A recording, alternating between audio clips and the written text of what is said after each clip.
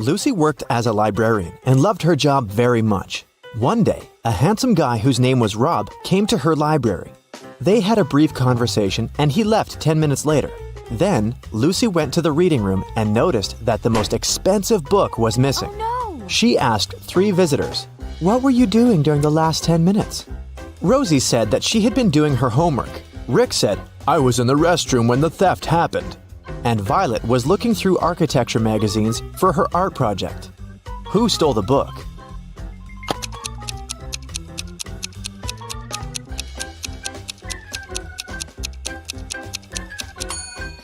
Rick. He started making excuses, although Lucy didn't even tell the visitors that the book was missing. Lucy exposed the thief, but Rick ran away. Lucy ran after him down the street. He decided to hide in a women's clothing store. When Lucy ran into the dressing room, she saw 3 pairs of feet. Can you help her find Rick?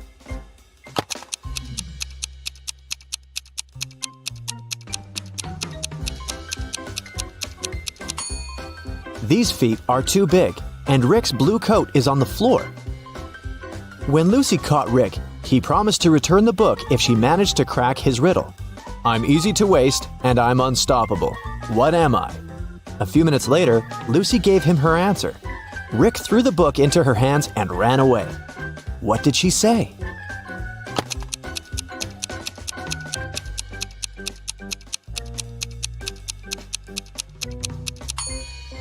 Time. Lucy opened the book and immediately realized that it was fake. How?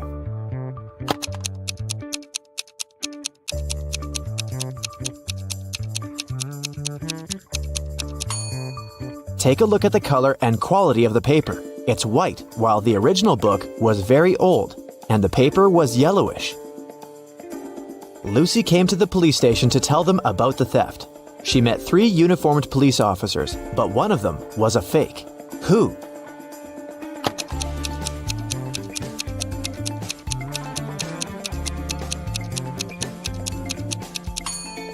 The third guy. Take a look at the wall.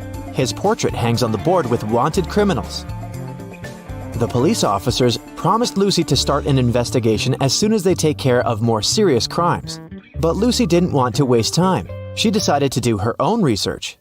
She went to a party for rich collectors of antiques. The guards refused to let her in because she didn't have an invitation. So, Lucy came up to 3 men in the parking lot nearby. They had invitations. Lucy's plan was to join one of them as a +1 guest. The guys wanted to impress Lucy and began to discuss their new cars. Josh said, "I wanted my car to be special, so I bought this one." Liam said that since he was a beginner, he purchased a cheap used car. And Henry said that he bought a big car because he had a lot of friends. Lucy realized that one of the guys was lying. Who?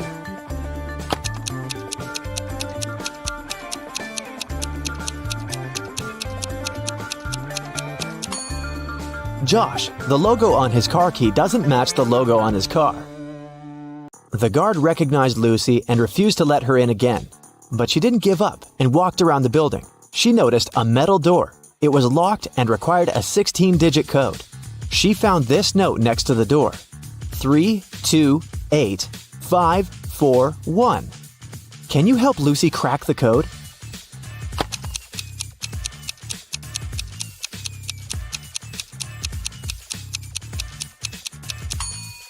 It's 222-5555555551111. She literally needs to enter 3 2s, 8 5s, and 4 1s. Finally, Lucy unlocked the door and entered the building. She saw 2 beautiful rooms. Suddenly, she met a scared waiter. She told Lucy that one of those rooms belonged to a vampire. Can you tell which room?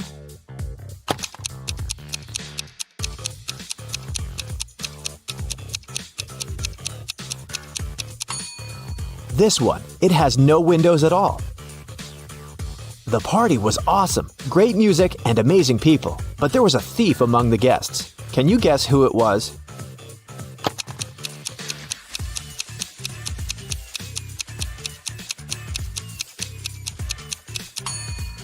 This woman on the right is reaching for the man's pocket. Suddenly, Lucy met Rob, the handsome guy from the library.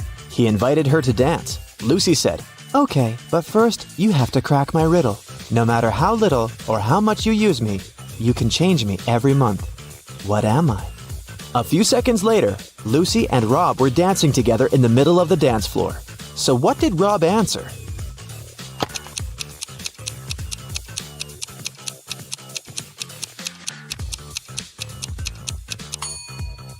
"I'm a calendar." Lucy thought 3 collectors were suspicious, so she questioned them. Georgina said, "Don't speak about books, please. I've gone broke recently, so I had to sell my entire book collection." Henry said, "What do you think I am? I only buy antiques from official dealers."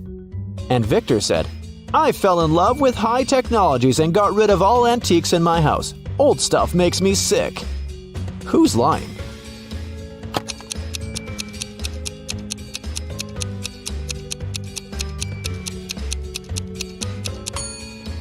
Victor. If he doesn't like antiques so much, why is he wearing a vintage vest and hat? The party host invited all the guests to the dining room. Lucy wanted to sit next to Rob. Georgina agreed to switch places if Lucy guessed her riddle. "When you don't know what I am, then I am something. But when you know what I am, then I'm nothing. What am I?" Have you guessed?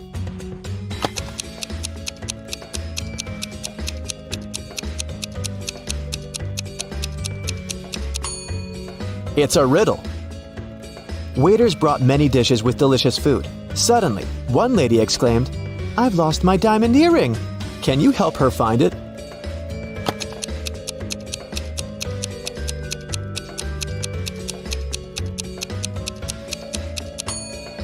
It's over there on the plate with cheese. Rob offered Lucy to play a game. 6 glasses are standing in a line, but only the first 3 are filled with juice. The task is simple. Lucy can touch only 1 glass. Keep in mind that each full glass must be followed by an empty one. How would you solve this riddle?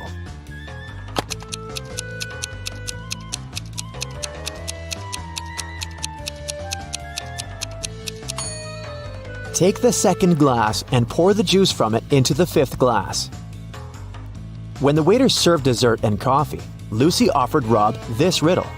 "You have 3 empty cups and 10 sugar cubes. You need to distribute these sugar cubes between the cups so that each of them has an odd number of cubes." Rob nailed it. What about you?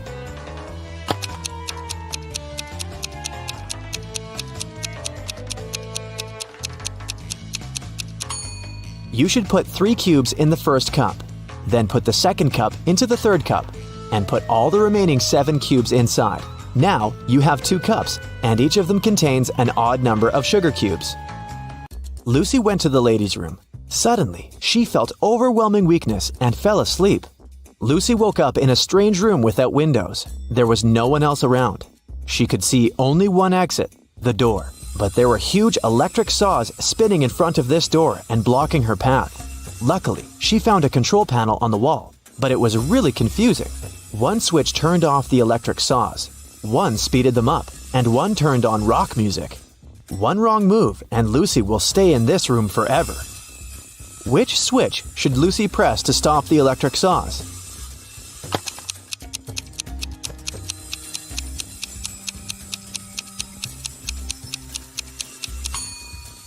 This button. When Lucy got out of the creepy room, she found herself on the roof of a skyscraper that was about to crumble. The only way out was to use one of the elevators. If she chose the first elevator, she'd fall hundreds of feet. Ice-cold water that could freeze any human was behind the second door. A super venomous tick was in the third elevator. And mutated mosquitoes were waiting for Lucy inside the 4th elevator. Just one bite could make her fall asleep forever. Which elevator should she choose?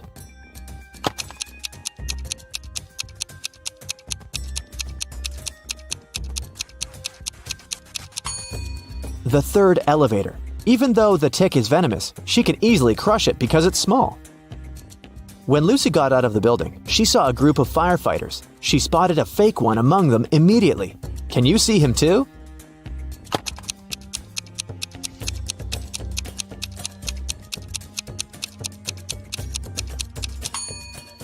This guy over there. On Monday, Lucy went downstairs to see Rob, and this is what happened. But on Tuesday, she met Rob again, and he looked absolutely fine. How did Rob survive?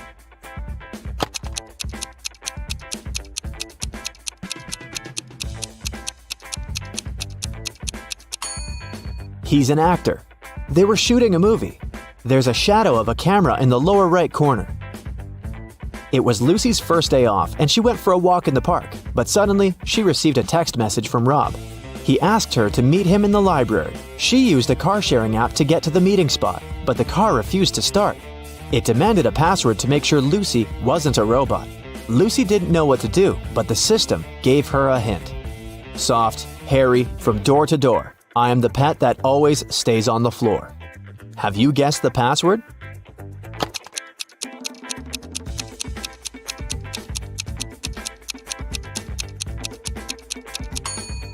Carpet. When Lucy arrived at the library, Rob confessed that he had been involved in the book theft. All because the book contained a spell for traveling to parallel universes. He read the spell, and 5 portals appeared in the reading hall. Rob offered Lucy to go through one of the portals and have a walk. You can hear the street noise from the first portal. You can hear the birds singing from the second portal. You can hear leaves rustling from the third portal. There's a sound of rain behind the 4th portal, and you can hear waves from the 5th portal. Which portal did they choose?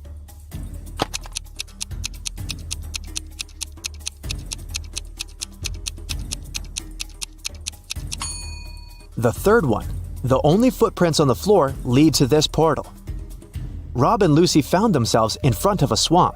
Angry wolves noticed them and began to chase the guys. What should they do? Sprint through the swamp? Stay in one place and wait for help? Or walk slowly and try to step on the grass?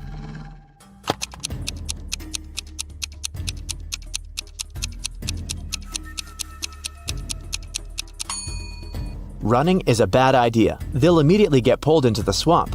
They also can't just stop and wait for help because the wolves are nearby. They should move slowly and use a stick to test the path. If you don't keep it, it'll break. What is it?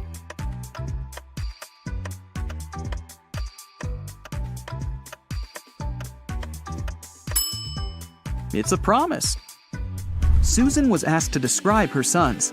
She said, "They're all redheads but 3, all blondes but 3, all brunettes but 3, and all pink-haired but 3. How many sons did Susan have?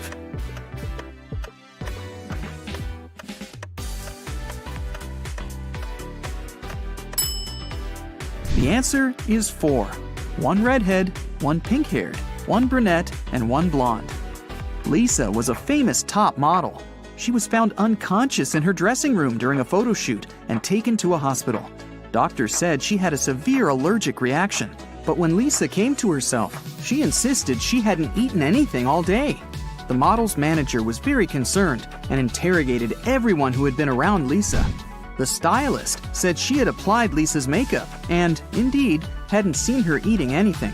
The cleaning lady said she had cleaned the dressing room with organic, non-allergenic products. Lisa's main rival, Nora, said she had been watching the shooting all day long. She hadn't noticed anything suspicious. Who's the culprit?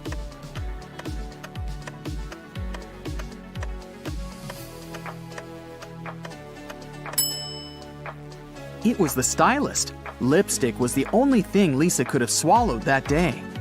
Look at the pictures. Which of these people is a risk taker?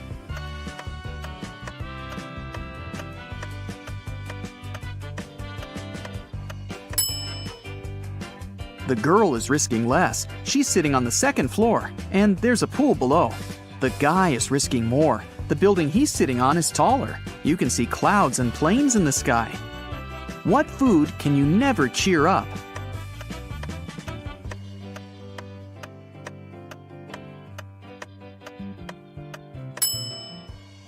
A blueberry, because it's always blue.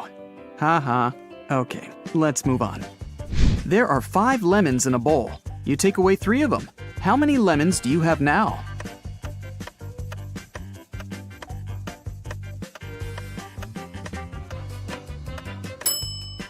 Well, you have the 3 lemons you took. King Gerald has a very beautiful daughter named Teresa. 4 princes from different countries came to the kingdom, hoping to marry the girl. But the king decided to check how smart they were and organized a special contest. Teresa was in the center of a 200 by 200 foot room, and the princes were standing on small boxes in each corner of the room. The first prince to touch Teresa's hand would become her husband, but they weren't allowed to leave their places or use anything but their hands or wits. One of the princes figured out what to do immediately. He married the princess. What did he do?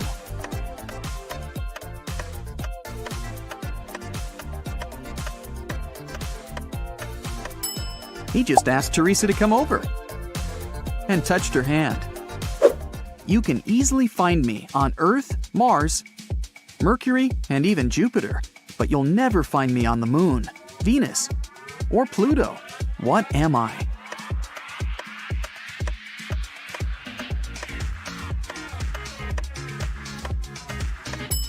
I'm the letter R. Manager George received an anonymous text message. It said a robber had just entered the supermarket where he worked. George hurried into the hall and saw 4 pregnant women in the grocery section. The man looked at the ladies attentively, detected the thief, and called the police. How did he know?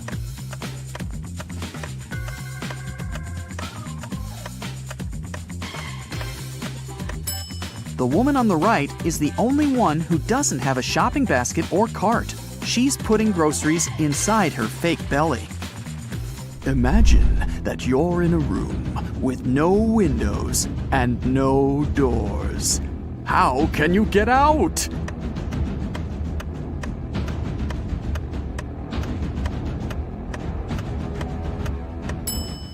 Just stop imagining the room. Mrs. Victoria decided to give her grandson Rick an unusual gift for his 18th birthday. She called him into her room, showed the guy her safe, and handed him a corked bottle with a key inside. Honey, this is the key to my safe. You can keep all the money you find there if you manage to open it. But you must take the key out without removing the cork or breaking the bottle. Good luck. Rick accepted the challenge and started thinking about the puzzle. What would you do to get the key out?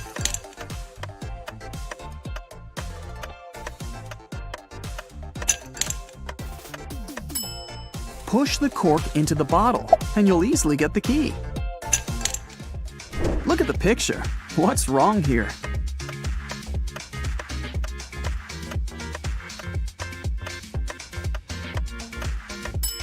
The lady's reflection is holding the bag in the wrong hand.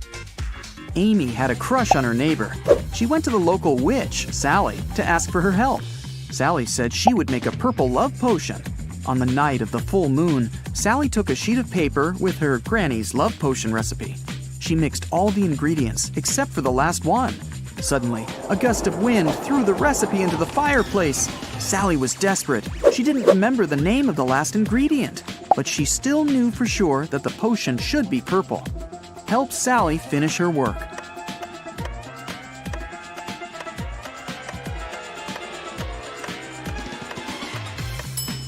She should add the blue ingredient. When you mix blue and red, they make purple.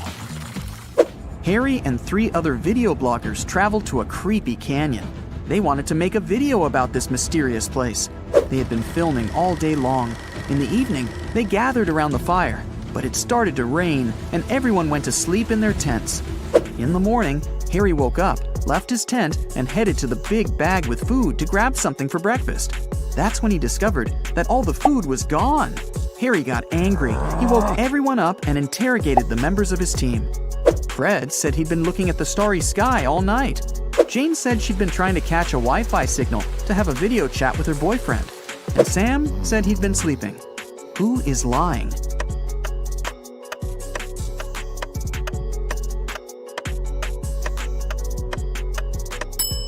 It's Fred. It was raining at night, and he couldn't see any stars through the clouds. Rose, Lily, and Jasmine enter a flower shop on Mother's Day to buy some flowers for their moms. One of them buys lilies, the second one, roses, and the third one, jasmines. "It's funny," said the lady with roses. "We bought roses, jasmines, and lilies, but none of us bought the flowers matching her name." Lily replies, "Whoa, you're right." Can you guess which kind of flowers each of the girls bought?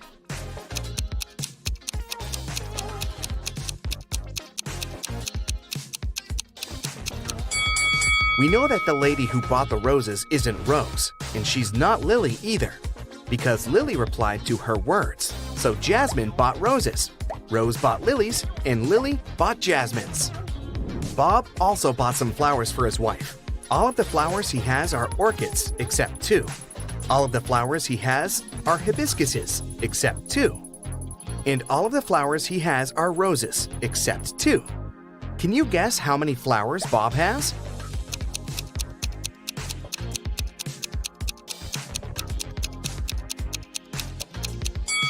Bob purchased only 2 flowers, neither of which are orchids, hibiscuses, or roses. At the end of his shift, the barista checks a tip jar. There are 5 coins inside the jar. 5 people take these 5 coins home. However, 1 coin is still left in the jar. How can this be possible?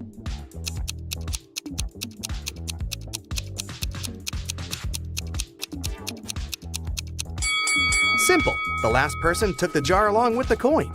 Therefore, 1 coin still remains in the jar. 3 best friends participate in a bicycle race, but one of them is cheating. Can you guess who?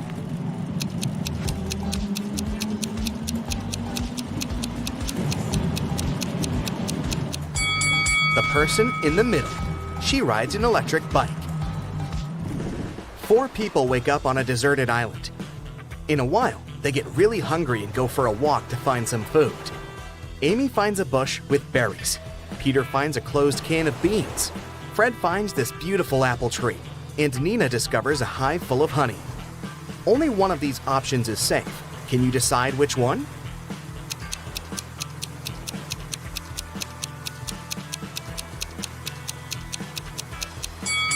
A creepy cobra is hiding in the bush. The beans expired 10 years ago. It's not safe to take honey from the hive without a protective suit. So, apples are the safest option. It has 13 hearts, yet it's never alive. What is it?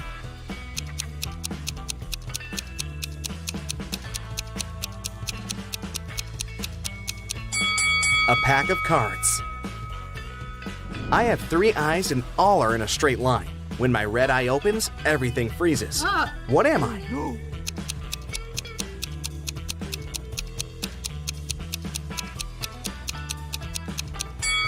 I'm a stoplight. I'm made of wood, but you can't saw me down. What am I?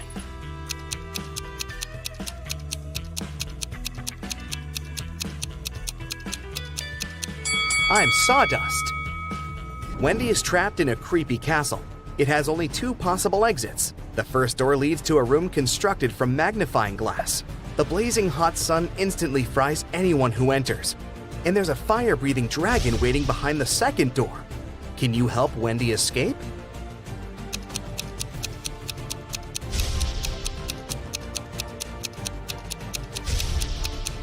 She should wait until nighttime and go through the first door. Can you write the number 45 only using the number 4?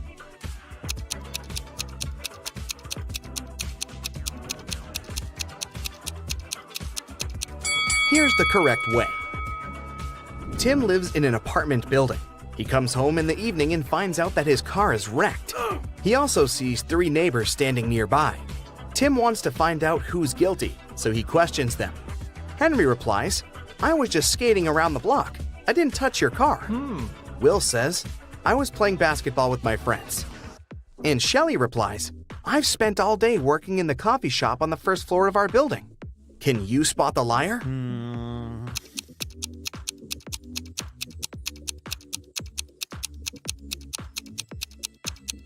Shelley. She said that she'd been visiting the coffee shop, but it's closed for good. Bella wants to rob an old lady's house. She approaches the door and sees that the door is opened. Bella freaks out and runs away. Can you see what's wrong here?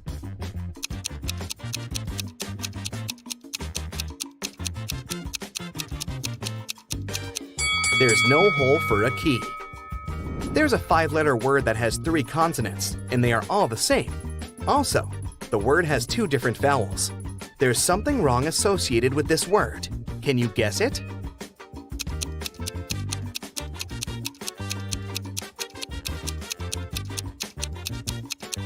Error. Sam is a restaurant owner. He enters the space, and the waiter whispers to him, "Sir, there's a famous millionaire eating lunch at one of the tables." Sam looks around and sees these 4 persons. Can you guess who's rich?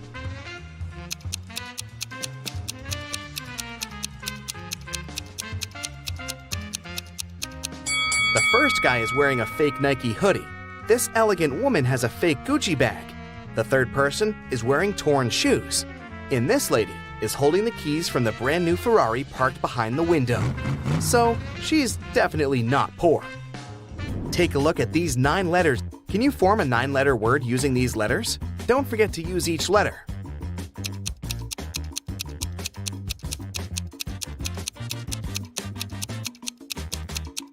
The word is mythology. What has lots of eyes but can't see?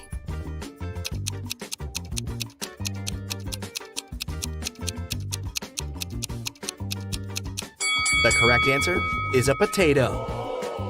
I'm the part of the bird that's not in the sky. I can swim in the ocean and yet remain dry. What am I?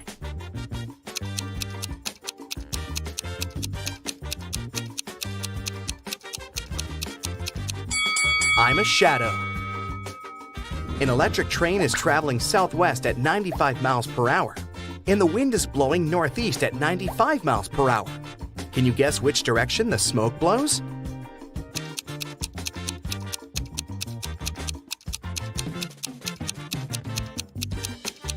There's no smoke with an electric train. What 5-letter word becomes shorter when you add 2 letters to it?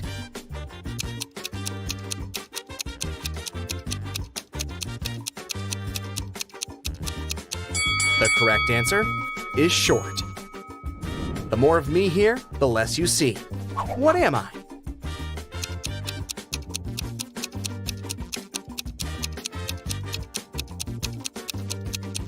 I'm darkness. What building has the most stories?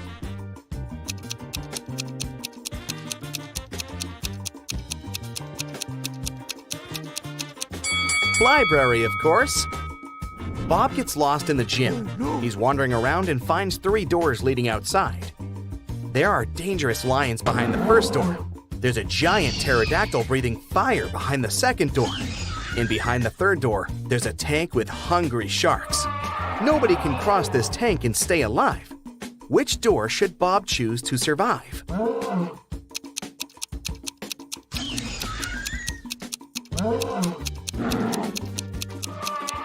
To crack this riddle, Bob should remember that pterodactyls don't breathe fire.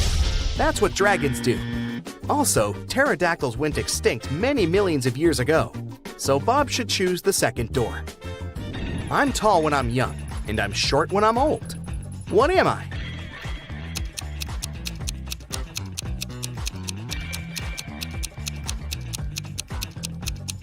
I'm a candle.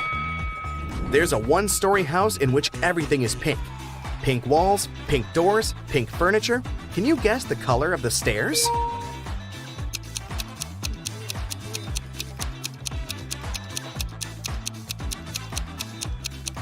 It's a 1-story house. There are no stairs.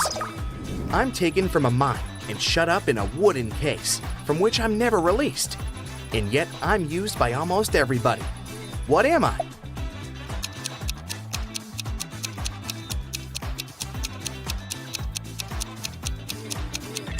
I'm a pencil lead.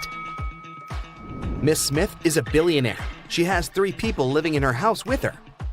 Adam, her reckless son, Peter, her noisy brother, and Sebastian, the loyal housekeeper.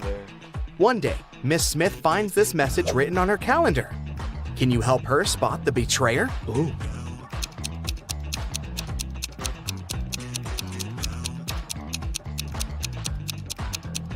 The circled numbers mean the months. It's her son, Adam. I can be long or I can be short. I can be grown and I can be bought. I can be painted or left bare. I can be round or a square. What am I?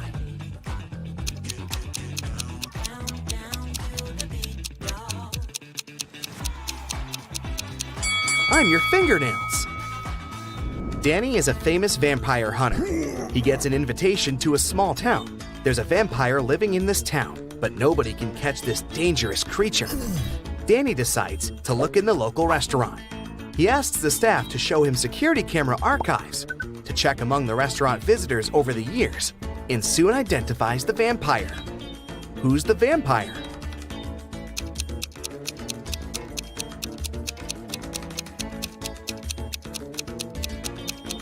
There he is. Vampires don't age, and also don't eat food. Danny takes a walk around the town and spots another creepy detail. Can you see it too?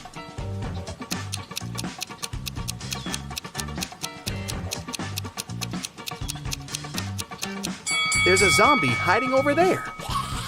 What about this location? Can you spot any zombies here?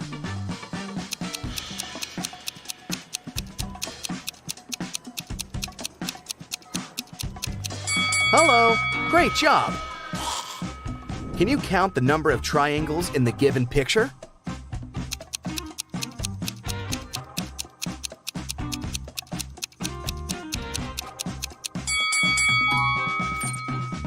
What about this picture? How many triangles can you see? You can pause this video if you need extra time.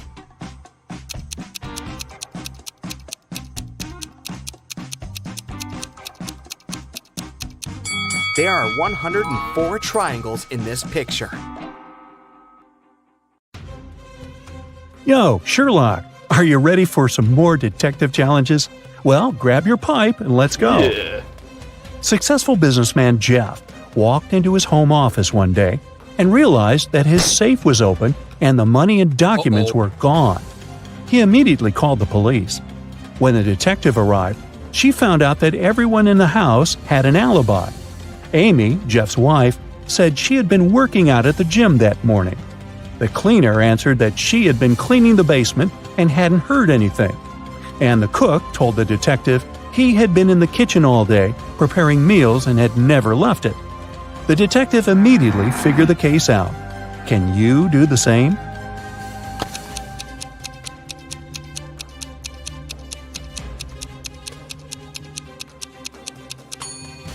It was the cook.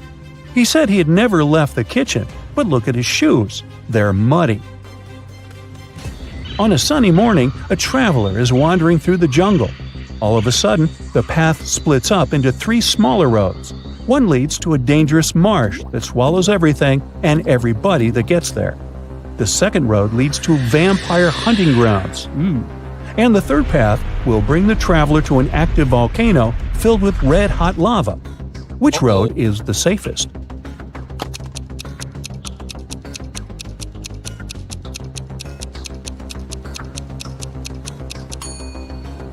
The traveler should take the second path. Even if vampires do exist, they don't show up in daylight. Lucas lived in the center of Paris, but he didn't like the Eiffel Tower. So every day, he had dinner in the only place from which he 100% couldn't see the construction. What was this place?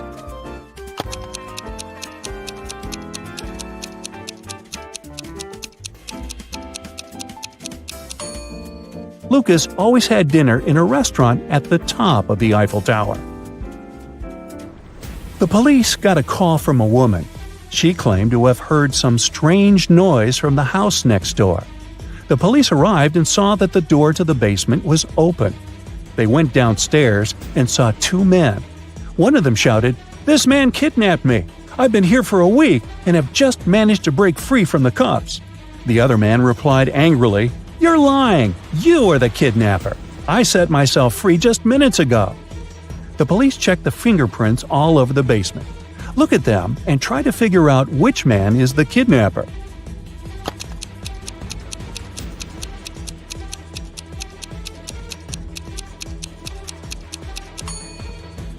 It's this guy. You can see only his fingerprints on the switch, and since the switch is too high above the floor, the victim wouldn't have been able to reach it. Alan was on his way to work. When he was passing by a dark alley, he heard a loud scream. The man went back to check it out. Someone was shouting, "Help me! I'm trapped!" As soon as Alan saw the alley, He called the police and ran away. Why?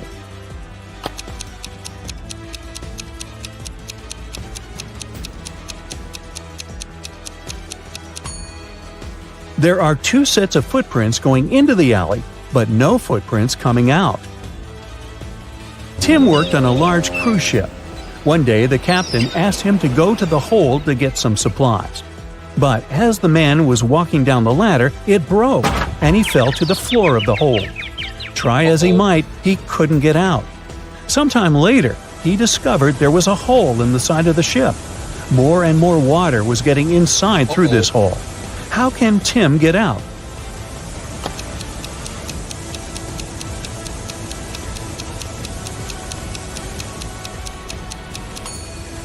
He can put on one of the life jackets that are in the room and wait for the water to fill the hole. The water will lift him and he'll be able to push the door open. Let's check how attentive you are. Can you figure out which of these prehistoric people is actually from the future?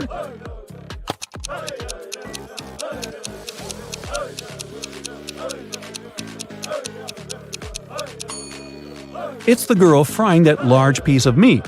Next to her, there's a backpack and a flashlight. Now, look at these people waiting in the doctor's office. Who is an alien from another planet?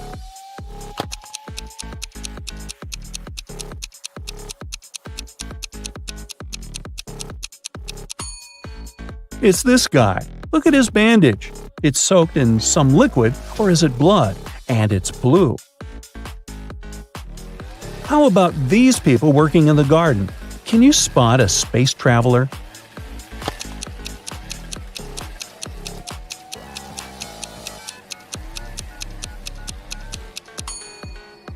It's actually none of these people. The real alien is hiding behind that tomato bush. Once, Jim saw a beautiful girl in his favorite cafe. He came up to her and introduced himself. The girl was really nice. She promised to give Jim her phone number if he guessed her name. Then she wrote something on a piece of paper and gave it to Jim. After thinking for a while, Jim told the girl his answer and got her phone number. What was her name?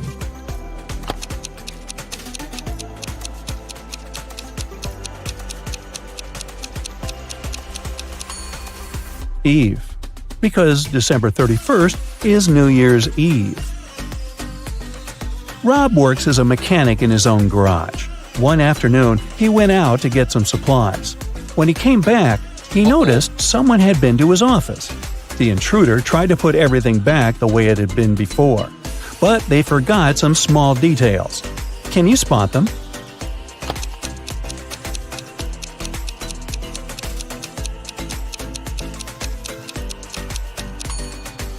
There's a lipstick mark on Rob's coffee cup, and his chair is lowered.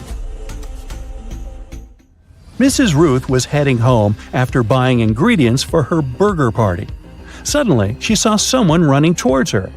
This person grabbed her bag filled with food and her wallet. Oh no! The woman immediately called the police. She reported what had happened and added that it was a man wearing sunglasses and a black hoodie. Police officers started patrolling the park. They found the hoodie and the glasses. Can you figure out which of these people took Mrs. Ruth's things?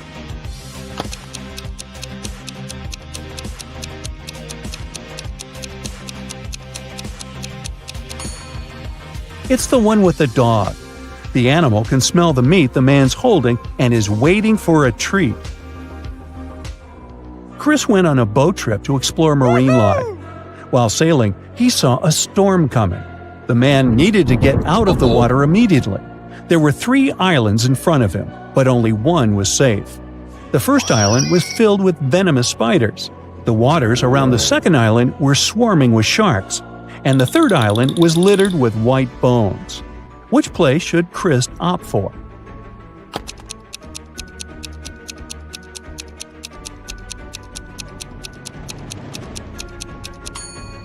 He should pick the second island. Sharks can't survive on land, and Chris will be fine there. David and Hannah got stranded on a tiny uninhabited island. You think Chris might be there? Nah, never mind. They had neither radios nor cell phones and couldn't inform rescuers about their dire situation. On top of that, there were no trees on the island, and the guys couldn't make a smoke signal. Suddenly, Hannah noticed a plane that was circling in the sky in search of them. Unfortunately, it was flying too high, and the pilot couldn't notice them. But suddenly, David got an idea. As a result, the plane picked them up in no time. What was David's idea?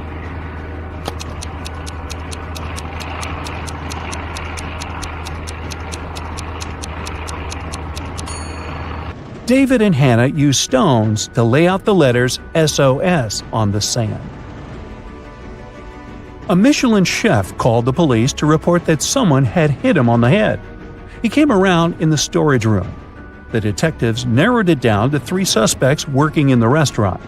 The cook said, "I don't know what happened to the chef. He just disappeared, but I didn't think to check the storage room." The waiter replied, "I was too busy with customers and didn't even look for the chef." And the cleaner said, "I was organizing the cellar because it was dirty." When the detectives heard that, they knew right away who did it. Can you figure it out too?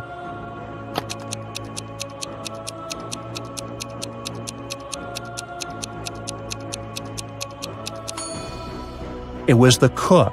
Nobody told him the chef had come to his senses in the storage room.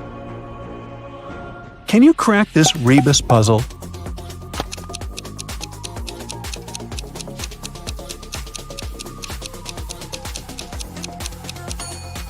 It means no one to blame.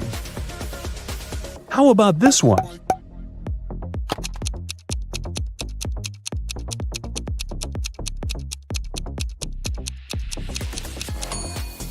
It's repeat after me. Haha, now I see it. How about this one? A small hint. You need to be extra attentive to crack this one.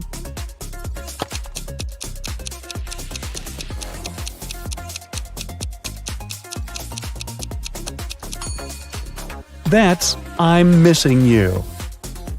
And probably the trickiest of them all. Try to tackle it.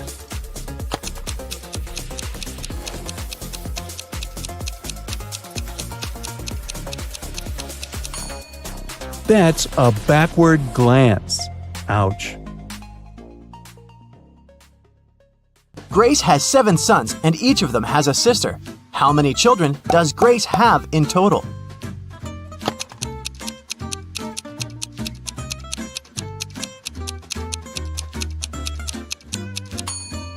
The answer is 8.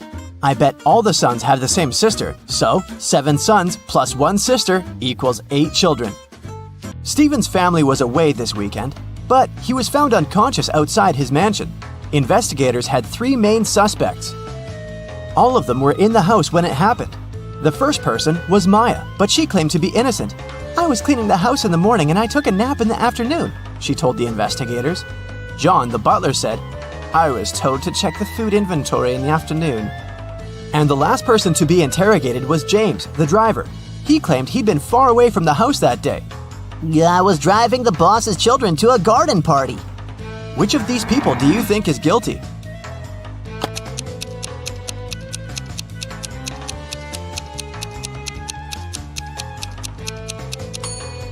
It was James. All family members were away that weekend, so his alibi can't be true.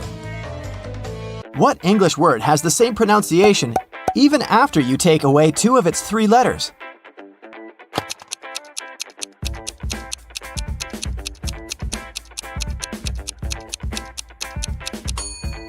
It's B. Phew, that one took some work. Look at these images and try to guess what's wrong.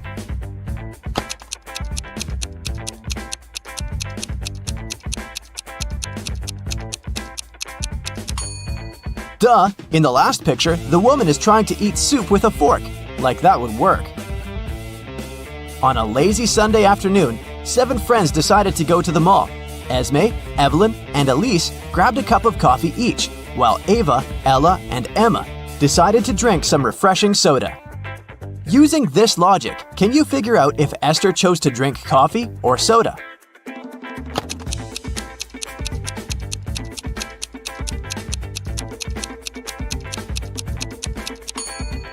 Esther is drinking coffee.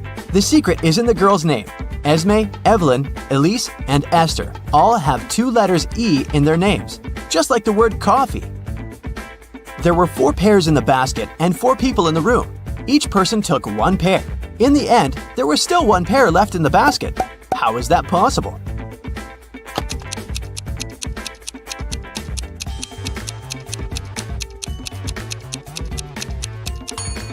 The last person took a pear that was still lying in the basket. Mary's birthday was coming up, and she decided to treat herself to a relaxing day at the spa. During a massage, Mary dozed off. When she woke up, the money she had in her purse was missing. Oh no! Mary had 3 suspects. The cashier, Erica, claimed, "I was having lunch in the back." Catherine, the masseuse, said, "I went to the back of the store to get some extra oil." The last person was Monica. She was another customer. She said she hadn't seen anything and had just been waiting for her appointment. Can you tell which one is the culprit?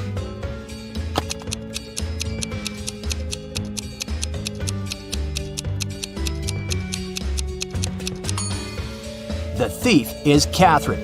She must have waited for Mary to fall asleep and then took her things. Look at the money hidden behind the oils.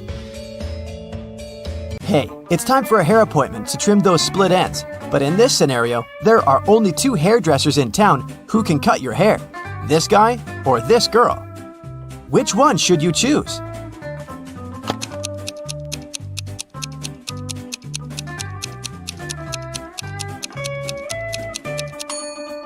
The girl, of course. If there are only 2 hairdressers in town, that means they cut each other's hair. And judging by the haircut the guy gave the girl, it looks like he doesn't really know what he's doing. If a rooster lays an egg on top of this cabin, in which direction will it roll?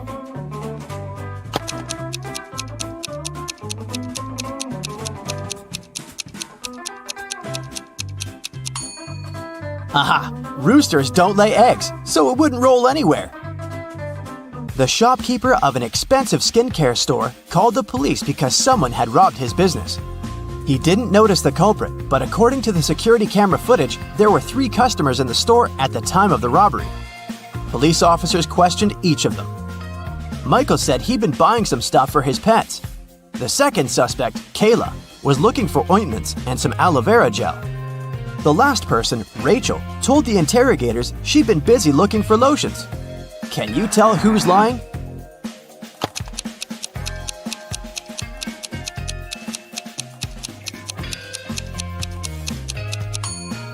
Michael is the culprit. The skincare store doesn't sell pet products. Duh.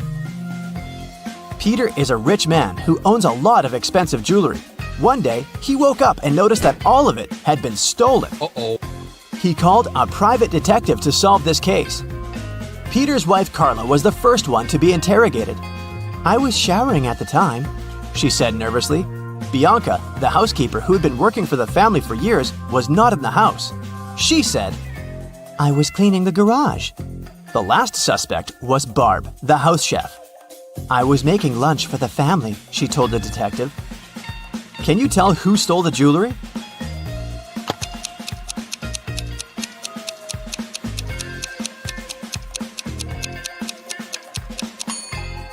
It was Barb, of course. She claimed she was cooking lunch, but the crime happened at night. A man lives on the 80th floor of a high-rise building. On rainy days, he takes the elevator all the way up. But on sunny days, he only takes the elevator halfway to his floor. And then, he takes the stairs the rest of the way. Why does he do this?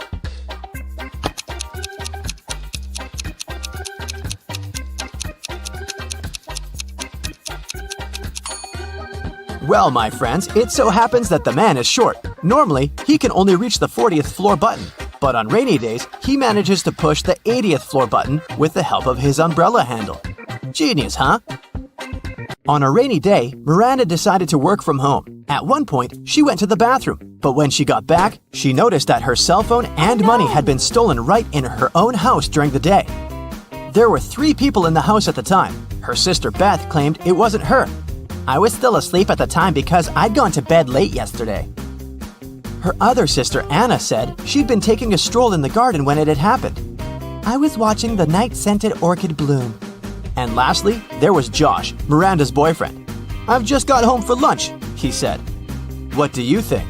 Which of these three suspects stole Miranda's money and cell phone?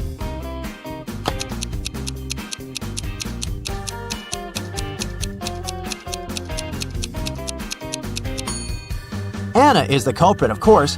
Night-scented orchids only bloom at night, so she probably sneaked in and grabbed Miranda's things while the girl was away.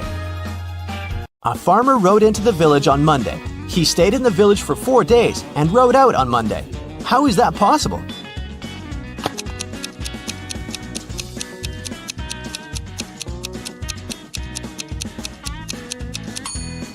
The farmer's horse is named Monday. I bet you didn't guess this one, did you? Uncle Ben's farm experienced a terrible downpour, and all but 15 pigs were missing and couldn't be found. How many pigs are still in the barn?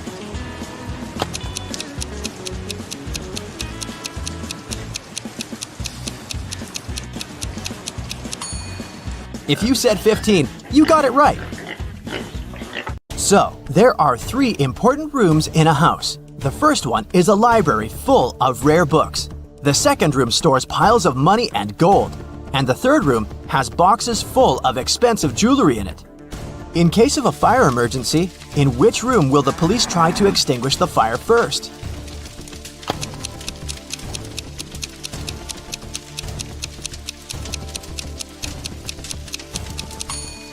The correct answer is none. Police officers don't fight fire. That's the job of firefighters. Virginia accidentally sent an email to her boyfriend instead of her best friend.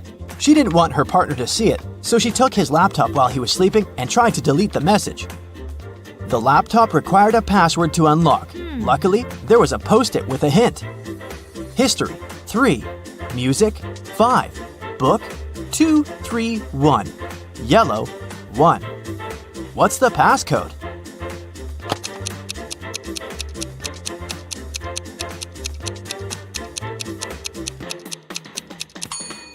Each number indicated the letter Virginia had to select in the corresponding word. The third letter in history is S.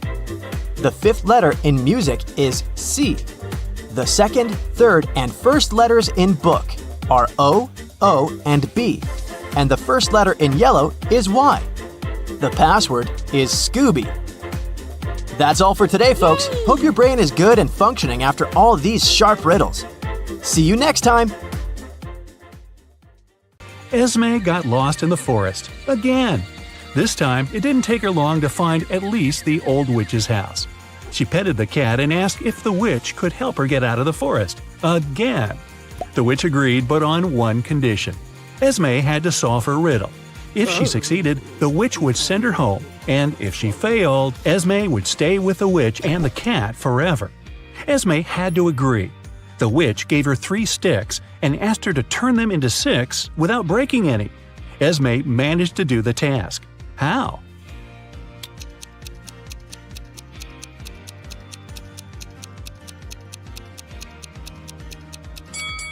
Three sticks are exactly enough to make the Roman 6 out of them, like this. Take a look at these 2 women going to the opera. Can you tell which one of them is a model of a popular brand?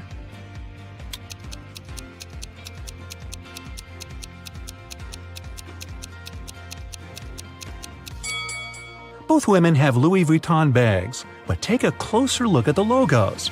The logo on the right is wrong, so the bag must be fake. It means that the woman on the left is the face of the brand. The Millers and the Johnsons are going on a vacation. Can you tell which family has a daughter?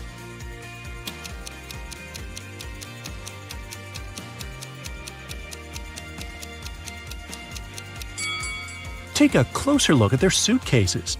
The Millers have 2 suitcases, but the Johnsons have 3.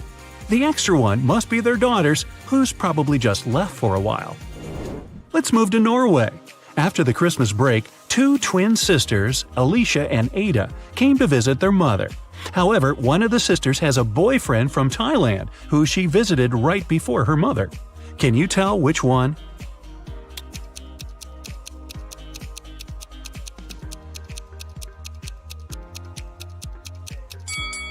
Norway is a cold country in the north. Also, it's winter, but unlike her twin sister, Ada is tanned. It's probably because she just spent her vacation in some warm country, like Thailand, at her boyfriend's place. So it must be her. A chemist has discovered a new element. 3 days later, he suddenly disappeared. Ben, his intern, is supposed to finish the scientist's work. However, all the data is on the chemist's computer, and Ben doesn't know the passcode. He only knows that the passcode is his daughter's name, which the scientist has never mentioned. Luckily, there's a hint. Can you guess the daughter's name?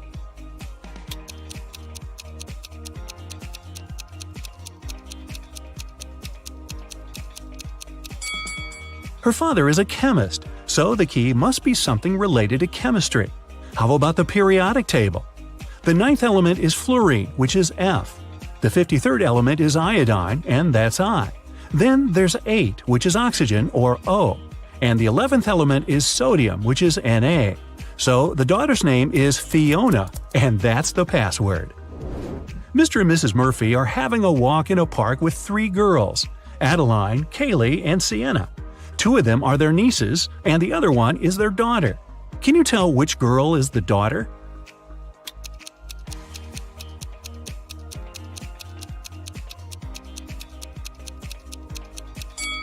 Their daughter is Adeline.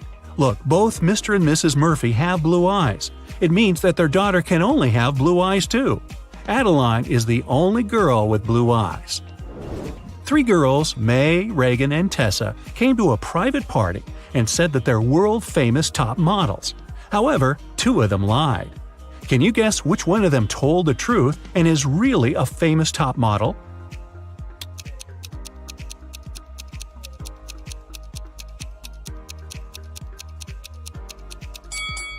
She must be wearing a real designer purse and not a copy. Look, the logos of Reagan and Tessa's Dolce & Gabbana purses are wrong, so these girls must be lying. It seems like the real model is May.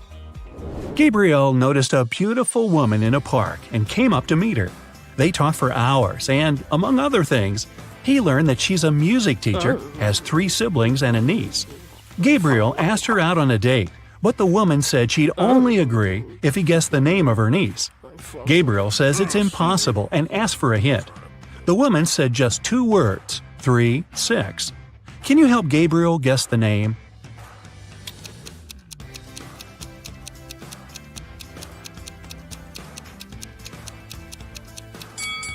Remember, she's a music teacher, so it must be somehow connected to music. Let's recall the musical notes: do, re, mi, fa, sol, la, ti. The 3rd one is mi, and the 6th one is la. If we put them together, we get Mila. That must be the woman's niece's name. Voila! It's date night. At the end of a school break, Elle returned to her class to find a short love note on her desk. She looked around to see who it could be from, but she couldn't tell. Still, she had 3 suspects, the students who'd always been especially nice to her. She asked them directly if they wrote her a note. Martin said he had been busy finishing his homework. Owen said he had been scrolling through his social media feed and hadn't written any notes. Leanna denied writing a note too and said that she'd been in the bathroom. However, Elle still guessed who wrote the note. Can you?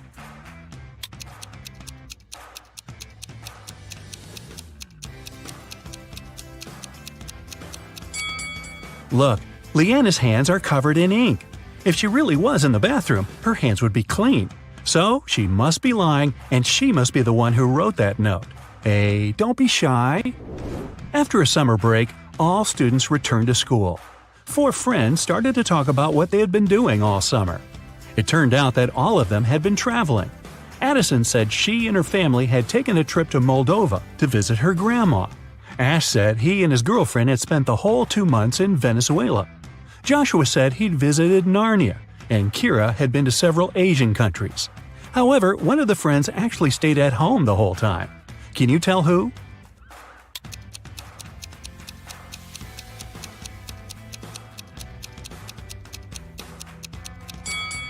It's Joshua. Narnia is a fictional country. He probably had a movie marathon that summer. Dan found himself in a dark dungeon and couldn't remember what happened. But he didn't mind because right in front of him there were 3 chests. One of them was full of gold coins, another was full of silver coins, and the third one was full of diamonds. He could take any one of the chests with him. However, outside there was a vampire waiting for him. What should Dan do?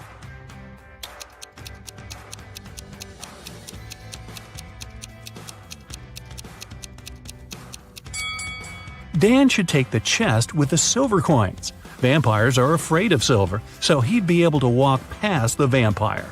Ka-ching! Ms. Harrelson reported that someone had broken into her house and stolen her grandma's golden watch. Detective Callum was up for the case and interrogated the woman. Ms. Harrelson said she had been vacuum cleaning upstairs when she heard some scratching on the door, followed by footsteps. She was afraid, so she didn't go downstairs until the burglar was gone. When it was over, she found that her watch was stolen. Detective Callum refused to start the case and said that the woman was lying. Why?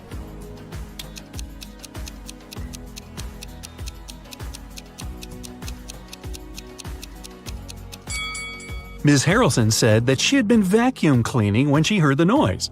It just wouldn't be possible because the vacuum cleaner is very noisy and she couldn't possibly have heard anything. Hope and Luke are a couple living in New York. Luke recently got a new job and left for a work trip to India. In the afternoon, Hope called her boyfriend and asked what he was doing. Luke said he was having a lunch and was going for a business meeting soon. When Luke returned home a week later, Hope broke up with him. Why?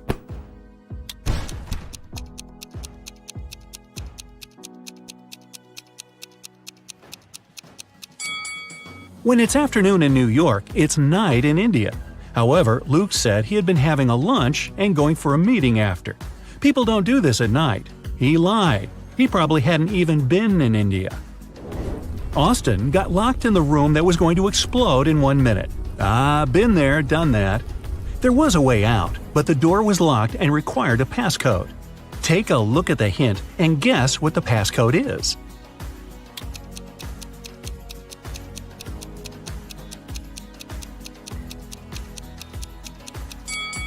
Each number is the number of lines in the respective letter.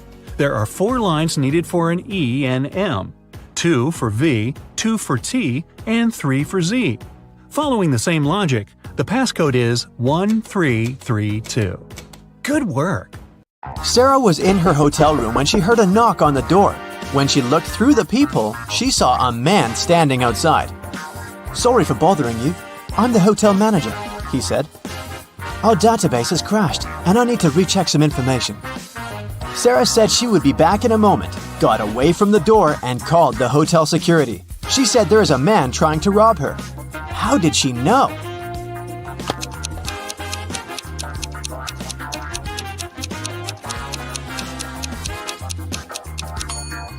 Look at the man's name tag. It's a female name.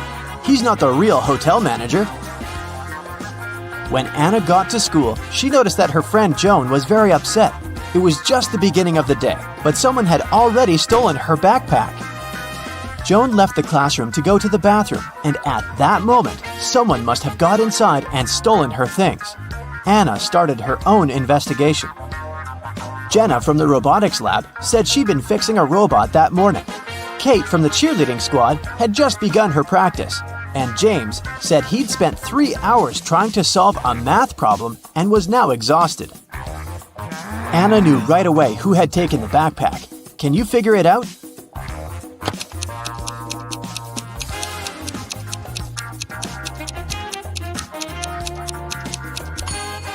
It was James. The school day had just started. How could he have been there for 3 hours already? On a beautiful morning, Michael and Christina went on a hike. At some point, they saw a river they had to cross. Both of them needed to get to the other side. However, the boat could only make one trip back and forth and take one of them at a time. Still, both of them managed to get across. How?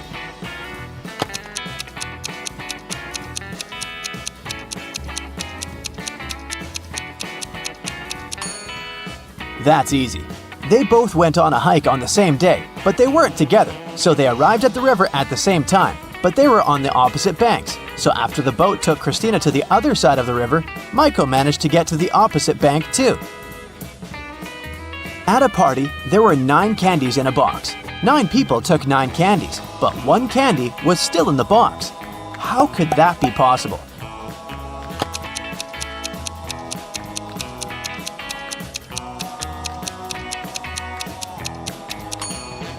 The last person took the candy that was still in the box. When the day after tomorrow becomes yesterday, then today will be as far from Sunday as the day it was today when the day before yesterday was tomorrow. Which day is it?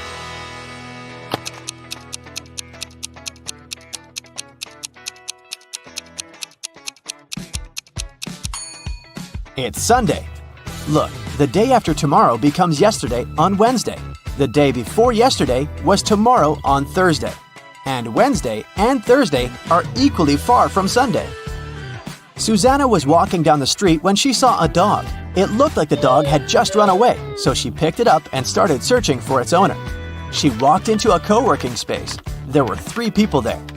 Susanna knew immediately who the owner was. How did she figure it out?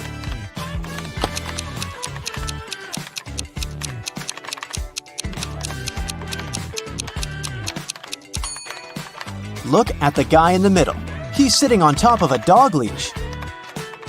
It was Brian's birthday, and he organized a game for his friends. He placed 2 cards, 1 yellow and 1 red, inside a box. The rule said that if a person picked the red card, they would win $7,000, but if they picked the yellow card, they would have to pay $700. Nobody knew that Brian had lied. He'd put 2 yellow cards inside the box instead of 1 red and 1 yellow. Brian's friend Sandra watched her friends lose the game one by one. But when it was Sandra's turn, she won $7,000. How?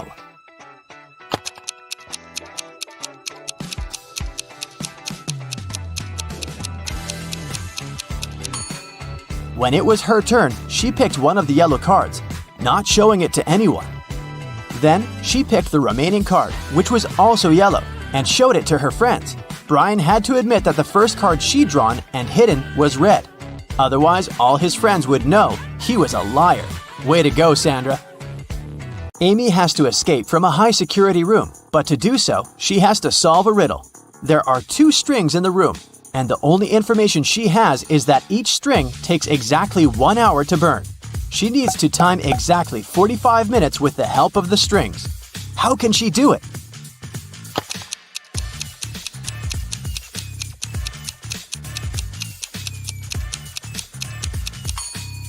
Amy should light both ends of the first string and one end of the second string.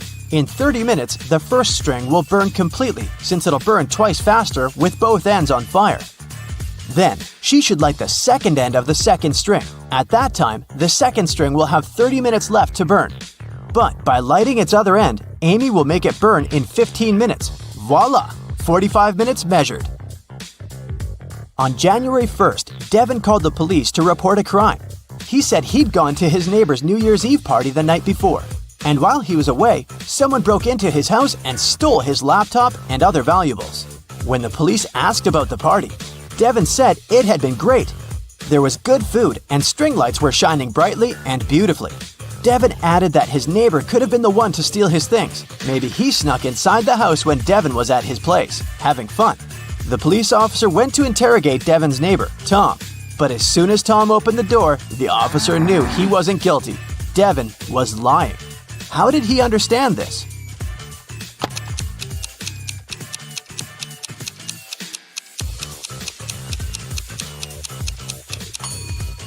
Look at the string lights on the tree. They're missing 3 bulbs.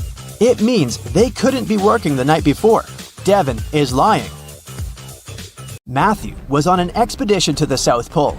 He had been exploring the area for days when a storm began. Looking for shelter, he managed to find 2 caves. In the first cave, there was a very hungry-looking polar bear. In the second cave, the air was filled with toxic gas. Which cave should he choose?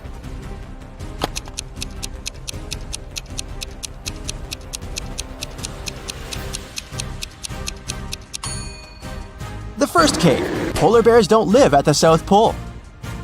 Jerry has an apple tree. The number of apples on his tree doubles every week. 30 weeks later, the tree is completely covered in fruit. Can you guess how many weeks the tree will need to become covered in oranges?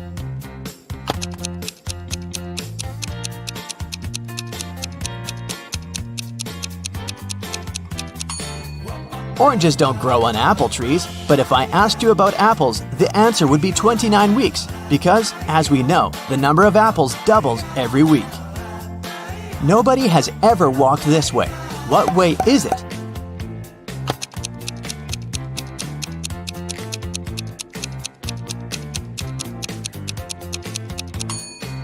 The Milky Way. Dave was held in a 150-foot high tower of an ancient castle. In his cell, there was nothing other than a pair of scissors and a 75-foot long rope. Despite this, when the guards came to check on him the next morning, they saw he had managed to escape. How did he do it?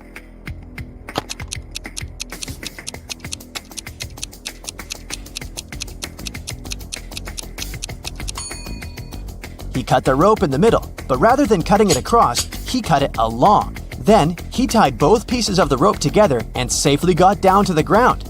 Genius, huh? On the outskirts of the town, there was a haunted house. A group of friends decided to check it out.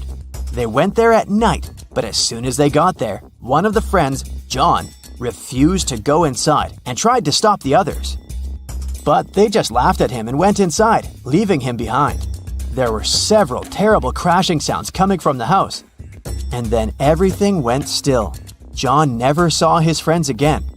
How did John understand that there was something seriously wrong with the house?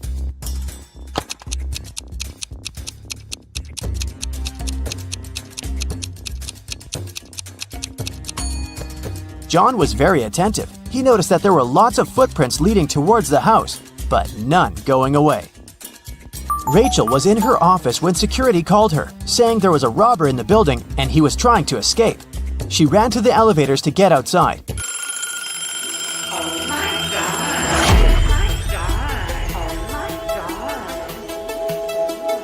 But two elevators arrived at the same time.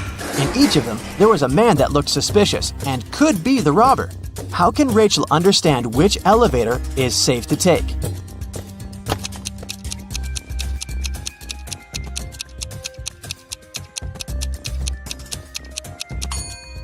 The one that's going up.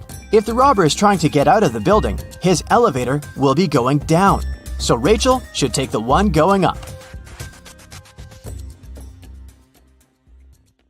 Rachel called the police early in the morning. When they arrived, she told the officers her story. I work in a museum. Yesterday, I took home several ancient books. I wanted to do some research, but then a blackout happened. I lit a couple of candles and continued my work. Suddenly, I heard the doorbell ring. When I opened the door, someone in a black mask hit me on the head. When I recovered, the books were gone. Detective Anderson arrested the woman for misreporting. Why?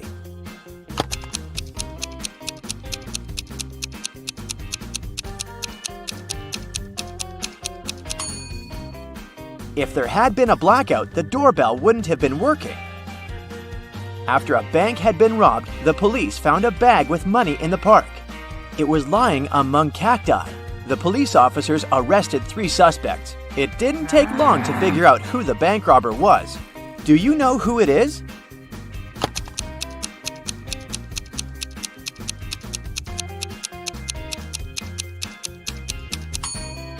It's the man on the left. He's the only one with some scratches. They must have been left by the cacti.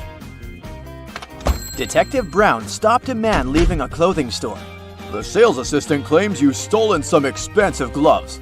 These are my gloves! I've had them for ages! The man exclaimed. But the detective immediately understood the man was lying. How?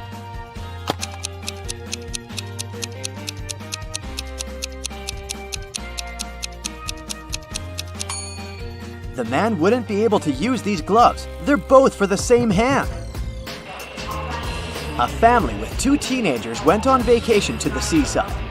They lived in a small bungalow, almost right on the beach. Everything was great at first, but 2 days after their arrival, their younger son went missing.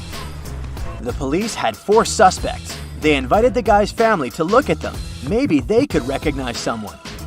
The teenager's mother didn't need more than a glance before she knew who was behind her son's disappearance. Who was it?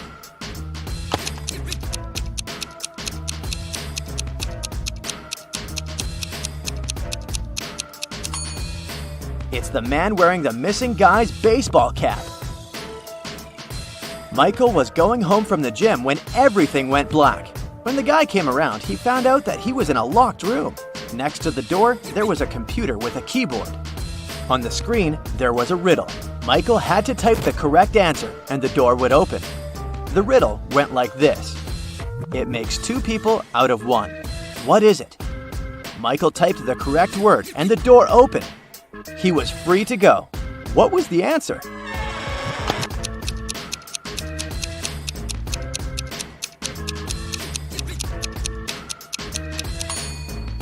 It's a mirror. Police detective Thomas Davis was walking along the street on a winter evening. Suddenly, he saw a person in a black mask sneaking out of a house through the window. They were carrying two large bags. The detective realized it was a burglar. He ran after the stranger, but they turned the corner and disappeared. Thomas understood that the criminal had hidden in one of these houses, but which one?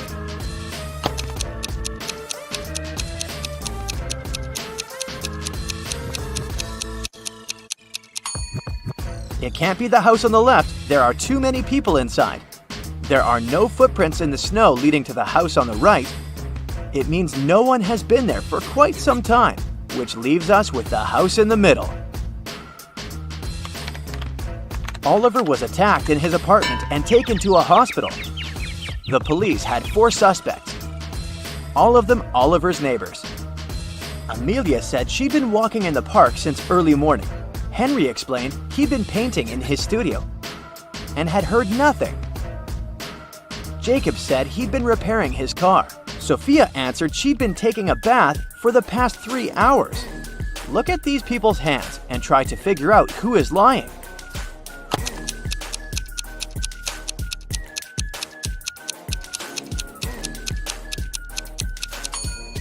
It's a bit strange that Jacob, who'd been repairing his car, and Henry, who'd been painting, both have such clean hands.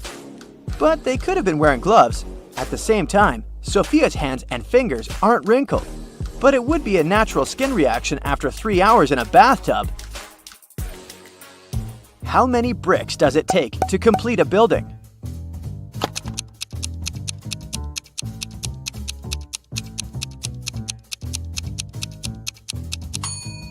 Just one. It will be the last one. A man wanted to buy a used car. He found a nice one which cost $9,000. He bought it and didn't pay a dime for it. How come?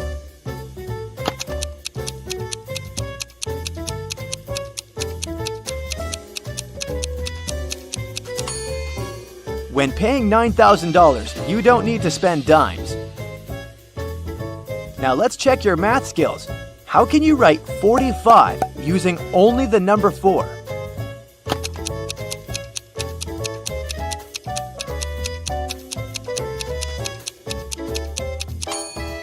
(44 plus 44 44ths). Nathan sneaked out of the house late in the evening to meet his girlfriend. The teenager thought he was extremely careful and quiet, but his whole family knew about his plan. They were aware that the guy would return at midnight. They decided to make a bet. The one who would see Nathan first when the guy started climbing the fence would be the winner. No chores for them for 1 week. Not to fall asleep, Nathan's dad switched on the TV. The teen's grandfather settled in the living room and started to read a book. The grandmother went to the kitchen to make pizza, and Nathan's mom went to her room, sat down on the floor, and started meditating. Who's going to be the first to spot Nathan when the time comes?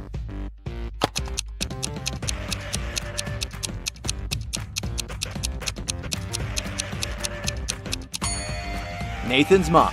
Her eyes will be used to the darkness, and she will see better than the others.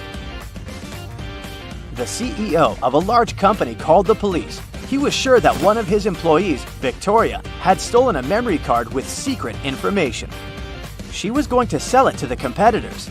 The police arrived at Victoria's house, but the woman didn't let them in without a warrant. The officers had to leave to get all the necessary papers. When they came back, Victoria was already sitting in her car, ready to drive off. The police officers arrested the woman.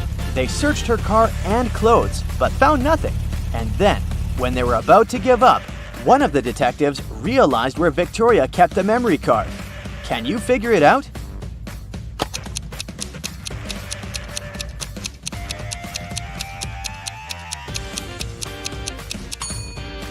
When the police first came to her, the woman had her hair down, but after that, Victoria changed her hairstyle. The memory card is in her bun. Martin was driving past a bus stop when he saw 3 people standing there. One of them was Monica, a woman he had a crush on. Martin also spotted Sam, his friend, and an elderly lady who looked like she was freezing.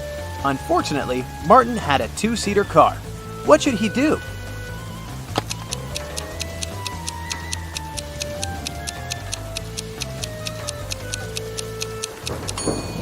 He should let Sam borrow his car and stay at the bus stop with the girl he likes. This way, Sam will be able to give a lift to the elderly woman, and Martin will have more time to get to know Monica better. During a fire, a bank was robbed. The security guard told the police he wanted to save a bag with money, but he had to lace up his boot right in front of the emergency kit.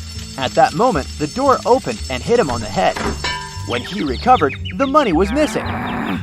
Why was the security guard arrested?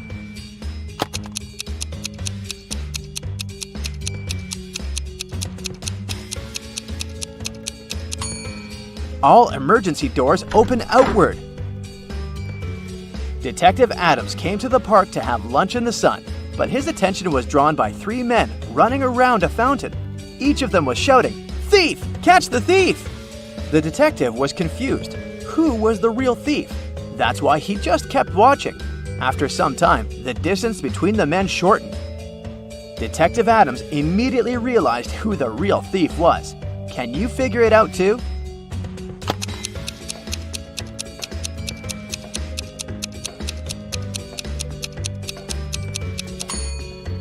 If the third man was the thief, the second one would only have to turn around to catch him.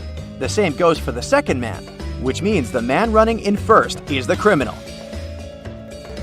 Someone robbed a bank in a large city. A police detective went to visit the main suspect. "I've been feeling unwell all this week, and I haven't left my apartment for 3 days. I didn't even need food. My fridge is full. You can make sure yourself," the suspect said, and indeed opened his fridge. But the detective realized the man was lying and arrested him. How did he figure it out?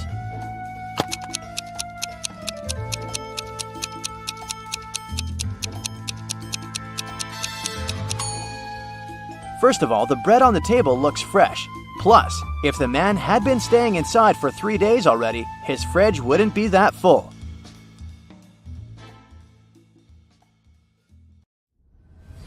You need to take 2 apples from your garden and bring them to your friend. But she lives on the other bank of the river. To get to her house, you need to cross a bridge. It can hold your weight and the weight of 1 apple. If you try to step on the bridge with 2 apples, it'll collapse into the water, which is swarming with piranhas.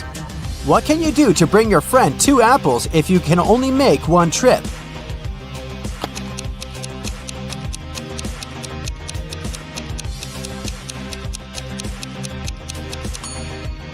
You should cross the bridge while juggling the apples.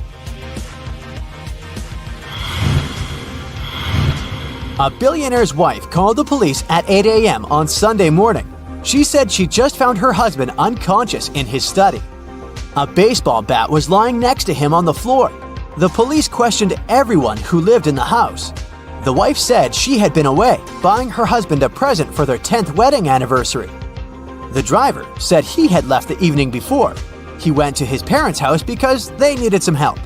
And the cook said he'd been preparing breakfast since 6 a.m. and hadn't left the kitchen. Who's lying?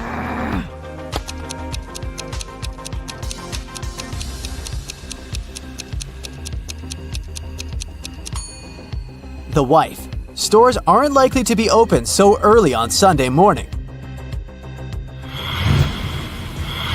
Olivia was visiting her friend Ava, who lived in another city.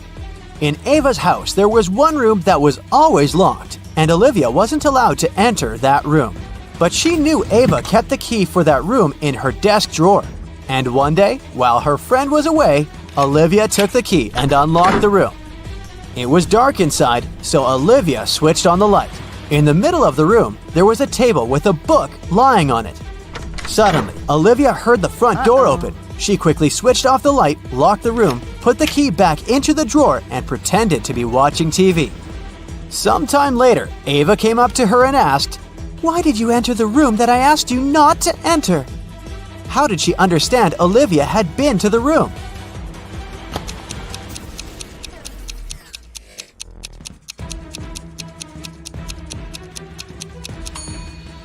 Ava touched the light bulb, and it was hot. A glass jar is standing on the table so that a part of it is in the air. In half an hour, the jar will fall to the floor. Why? What's inside the jar?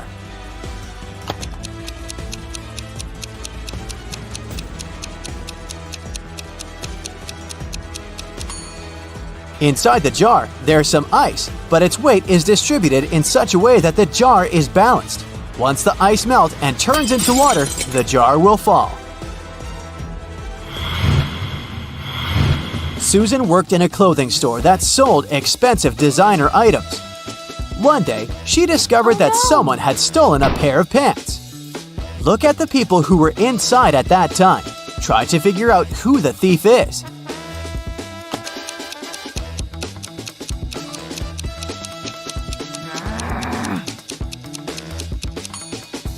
It's the guy on the right. If you look attentively at his legs, you'll see the pants peeping out from under his jeans. Stephen had a storeroom in his house. It got locked with a special padlock which could be closed without a key. But to open it, Stephen had to use one. The only person who had the key was Stephen. There were no duplicates. The man locked the door carefully every evening. But one day, a golden brooch was found lying in the middle of his storeroom. It had been stolen from a museum the day before. The police suspected that Stephen was the thief because no one else had the key to the storeroom, and the man lived alone. Stephen knew for sure he was innocent, but then, how did the brooch appear in the room?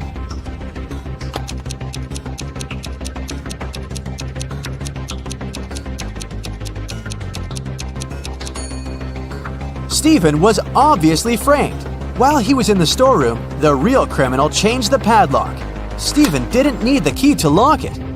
That's why he didn't realize the padlock had been changed. Later, the thief opened the lock with his own key and left the brooch inside the room. Uh-oh, something's gone terribly wrong here. Can you solve this case and figure out which food is poisonous?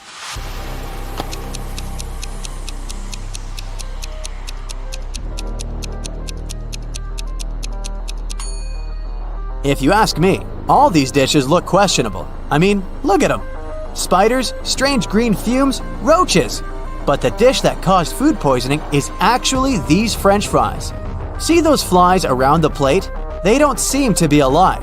That green sauce on top of the fries must be the poison. Now, I have a tricky question for you. When are 1,893 and 2,548 smaller than 498?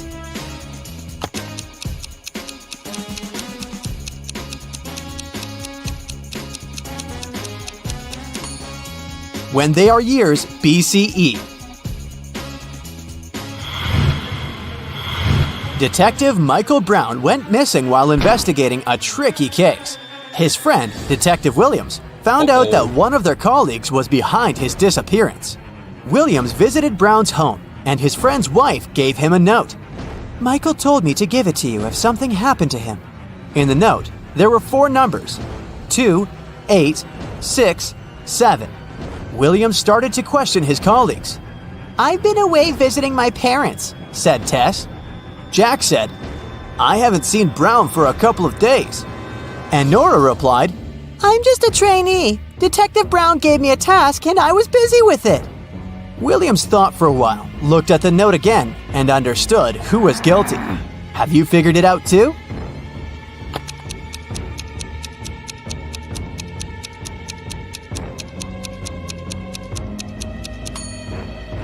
It was Tess.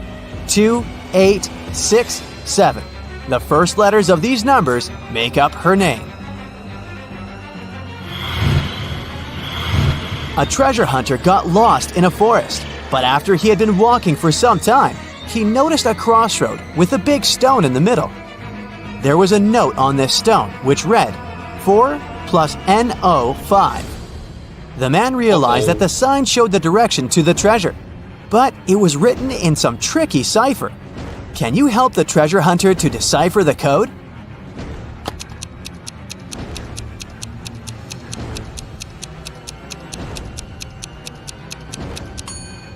The man should turn the note upside down. Then it will read south. That's where the treasure is. When Elizabeth was 2 years old, her sister was twice her age. Now, Elizabeth is 18. How old is her sister?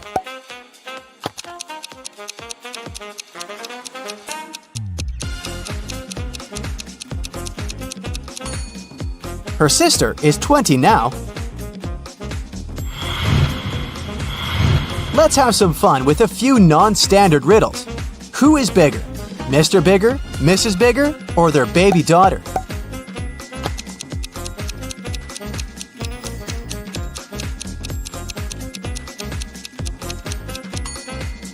Their daughter, because she's a little bigger. Neat, right? Why do birds fly south in the winter?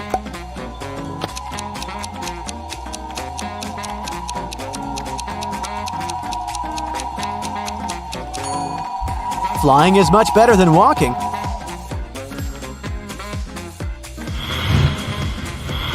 What do you get after you crossbreed a radio and a fridge?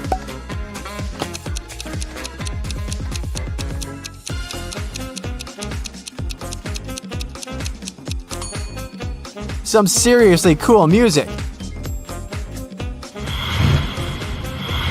Why does a math book look so unhappy?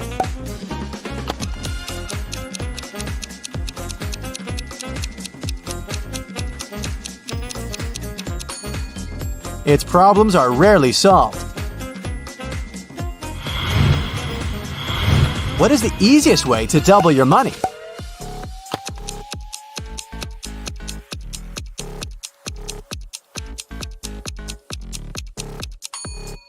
The only easy way to do it is to put your money in front of a mirror. Let's get back on a more serious detective track. Kevin woke up in a hospital. He only remembers his name and nothing else. A doctor came in to check on the guy. He said 3 young women were waiting to see Kevin. The women came in. Strangely, each of them claimed she was the guy's sister. Only one of them was telling the truth. Who is it?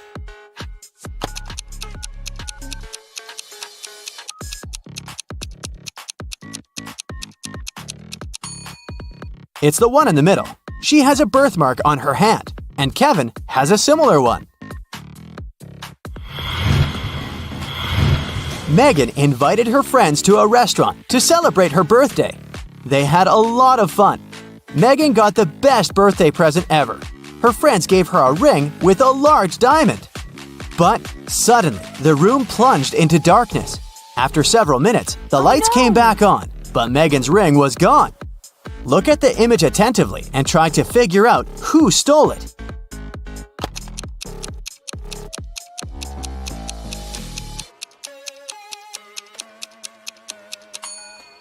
It's the waiter. Look at the glass he's holding. He put the ring inside. Now there's much more water in it than before the power went out. Jacob's girlfriend, Nicole, loved riddles. One day, she was on a business trip to France. She called Jacob and told him it was her relative's birthday. "Could you go and congratulate my family member, please?" When the guy asked her which relative he had to visit, Nicole answered, "It's the daughter of the only son of my grandfather." Who is this mysterious relative Jacob was asked to congratulate?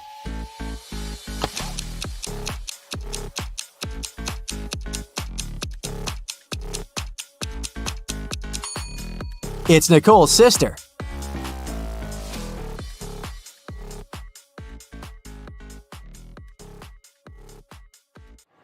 Welcome to the food festival.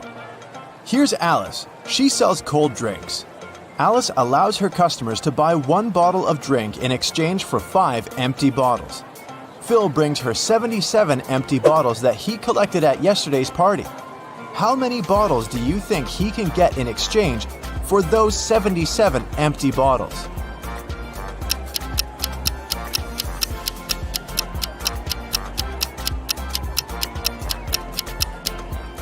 Bill can get a total of 19 new bottles.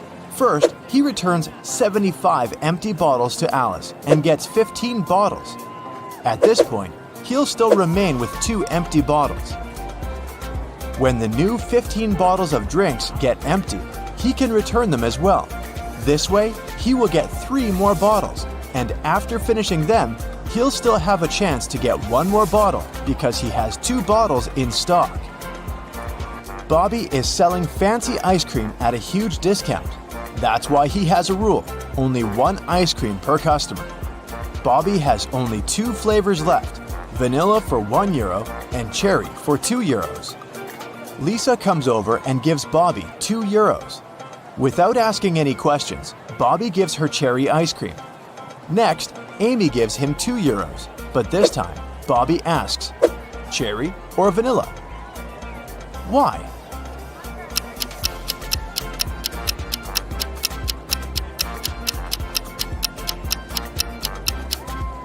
Lisa bought a couple of €1 coins. This indicates that she wanted to buy cherry flavor. If she needed vanilla ice cream, she would have paid just €1. Meanwhile, Amy put only 1 single €2 coin. That's why Bobby couldn't guess how many ice creams she wanted. Jerry is selling sandwiches. There are 4 available flavors, but only one of them is safe to eat. Can you spot which one?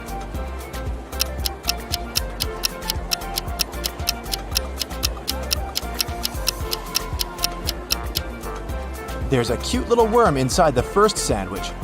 The third one has a Lego detail inside its topping. And there are too many flies around the 4th sandwich, so it's probably rotten. But the second sandwich looks pretty good. The police arrested these 3 ladies suspected of stealing money at the festival. Take a look at them very attentively. Can you spot the one who intends to escape?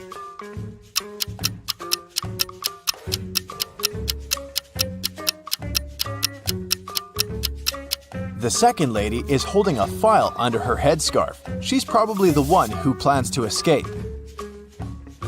The food festival hosts a legendary pastry competition every year. Its 14th and 16th champions have the same father, and their mother is also the same. Both champions were born on the same day and time, but they are not twins. None of them were adopted, and both are females. How is that possible?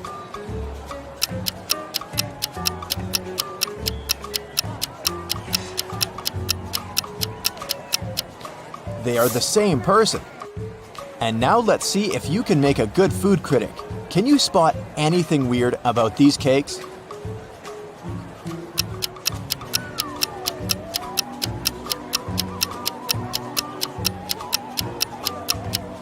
This one is mirrored. How about these delicious cakes? Can you see any odd details?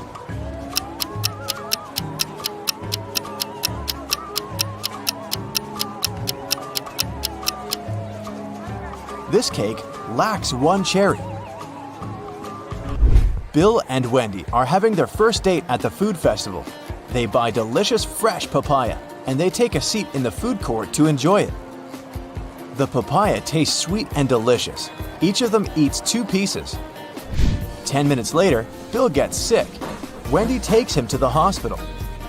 Doctors claim that the papaya was poisoned. Bill and Wendy ate the same food and also drank the same drinks.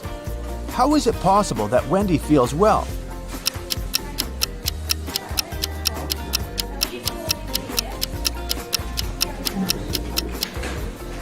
The poison was in the seeds. Wendy threw them away, while Bill ate them all.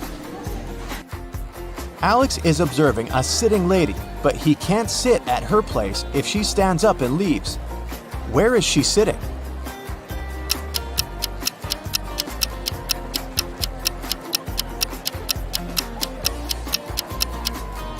The lady is sitting on his lap. Let's move on to the pizza shop. Can you solve this tricky sequence?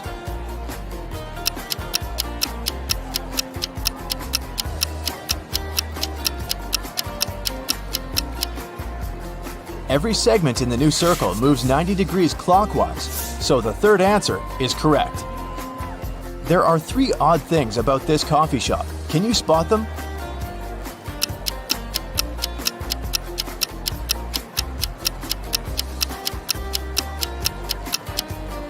The barista has 2 left hands. The reflection in this mirror shows everything upside down. And finally, this customer doesn't have a shadow. Miss White is the key investor of the festival. In the evening, one of the guests finds her unconscious in the backyard of the festival location. Detective Jones arrives at the crime scene and questions 5 of Miss White's co-workers: Bobby, James, Sally, Sam, and Sebastian. He also looks around and finds 3 notes. The first note is in the storeroom. The second one is in the art lounge, and the third in the makeup room. All the notes have a similar message. The clues are where you find the notes. Can you help Detective Jones solve this mystery?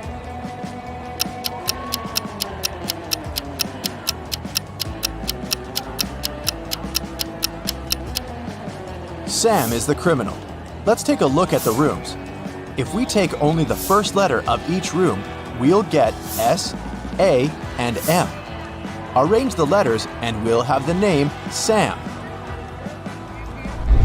Diana buys a chocolate cake and leaves it on the table in the food court to go buy some drinks. Then she comes back and sees that the cake is gone.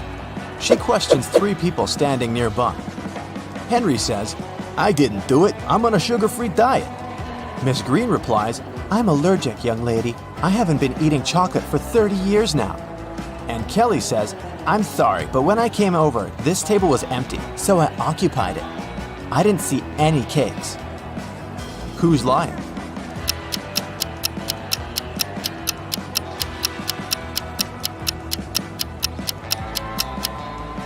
Miss Green lied about her allergy. She's drinking hot chocolate at this very moment. This evening, Mike plans to go to the movies with his friends, Mia, Dan, and Crystal. He buys a huge box of popcorn at the festival. Then, Mike puts it on the table and tells everyone, The film is about to start in 15 minutes. I have the time to go to the bathroom. Wait here and don't eat the popcorn until the movie starts. In a couple of minutes, Mike comes back and sees that the popcorn box is half empty. Mia says, It was Crystal. Dan replies, "She's lying." And Crystal says, "Dan is lying." Can you figure out who ate the popcorn?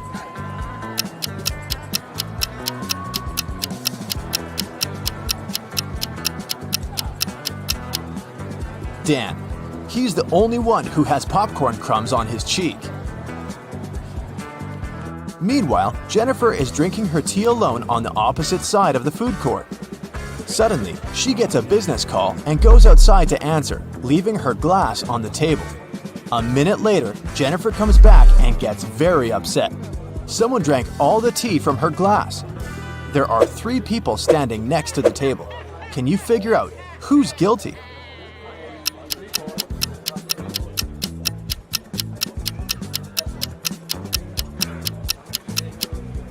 This woman in the middle. She left a mark of her purple lipstick on the cup. Can you spot a left-handed person among these 5 people?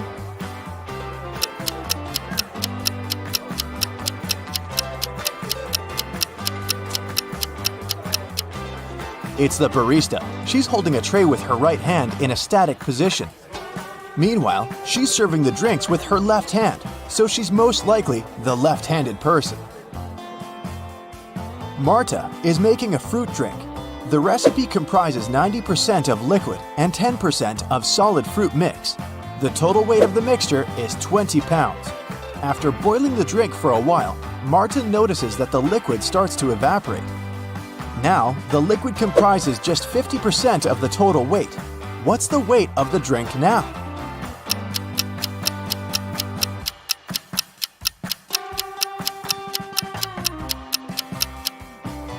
Initially, the liquid occupied 90% of the overall mix, which is 18 pounds. And the weight of the solid was 2 pounds. Earlier, the solid contributed 10%, and now it's contributing 50% of the overall weight, but its weight is still 2 pounds. Therefore, since the liquid is now contributing 50%, its weight should also be 2 pounds. So the overall weight of Marta's fruit drink is 4 pounds. Diana, Frank, and Quentin cook pasta. They start boiling water in 3 identical pots at the same time, but Frank's water gets boiled first. Can you figure out why?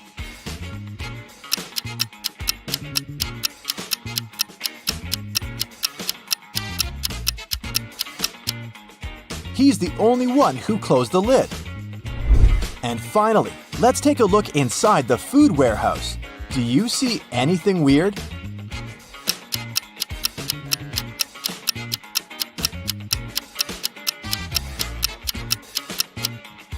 The cabbage has eyes. Hey Sherlocks, I really need your help here. So, take out your magnifying glasses and join me on this detective chase. Yeah. Look at this image. What's wrong here?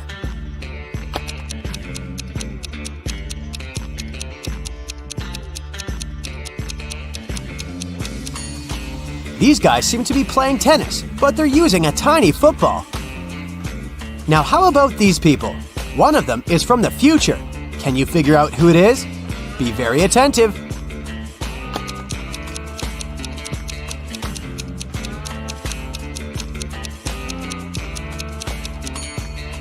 Right, it's this guy.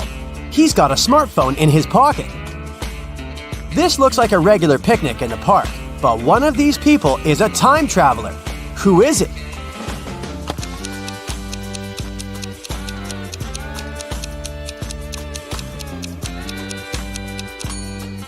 It's the guy with a USB port in his arm.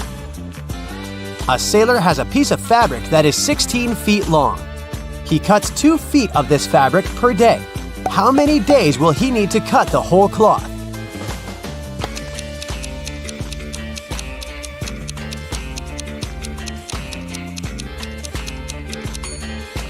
Your first answer might have been 8 days, but in fact, the sailor will only need 7 days. The last remaining piece of fabric will be 2 feet long, and the sailor won't need to cut it. Adam's car has broken down right in the middle of a deserted forest road. But the worst thing? It's winter. Snowdrifts are huge, and the wind is freezing cold. Adam has to get to the nearest town, and fast. But if he follows the first path, he'll have to deal with hungry wolves. The second one goes through an area inhabited by bears. And if he takes the third road, he'll have to cross a river covered with thin ice. Which is the safest way?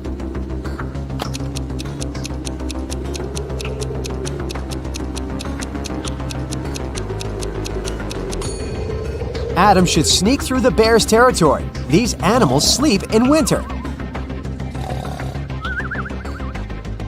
Look at this picture. Which cage, in your opinion, is the safest?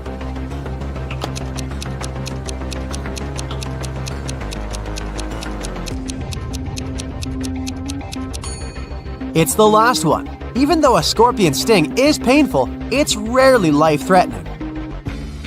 The next tricky brain teaser for you. Can you figure out who has stolen her computer?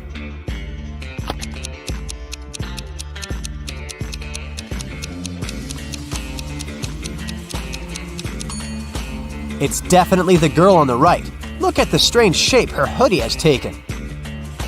One of these girls is a wanted criminal. But which one?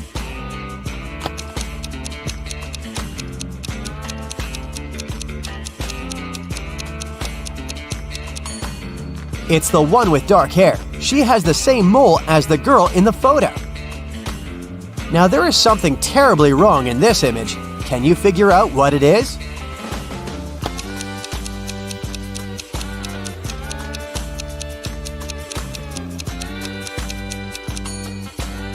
Look at that snowdrift near the cactus on the right. It's a desert. What is a snowdrift doing there? Look at these people and try to figure out who will divorce soon.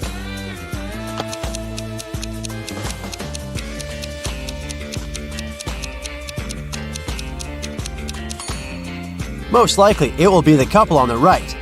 Have you noticed that the woman has secretly given a note with her phone number to the bartender? After a natural disaster, there was a blackout in Sam's town. Some criminals used darkness to kidnap the guy for ransom. The building where he was kept had 3 doors. Sam could use one of them to escape.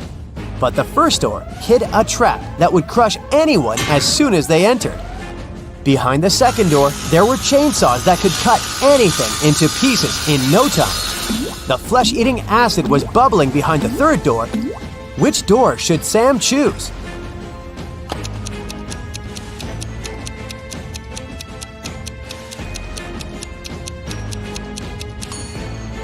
Chainsaws can't harm the guy because there's no electricity in the town, remember? Liza was a millionaire's daughter. She was fed up with her father trying to control her life, so she decided to run away from home. She took some money and the most discreet car she could find in the garage and left. The girl knew her father would send his people to bring her back. That's why she never stayed in one hotel for more than one night. One day, she found herself in a small town. It was getting dark, and she had no choice but to stop at the first hotel she saw. The receptionist said her room number was 710 and offered to show her where it was. Liza immediately grabbed her bag, ran out of the hotel, jumped in the car, and sped away. Why?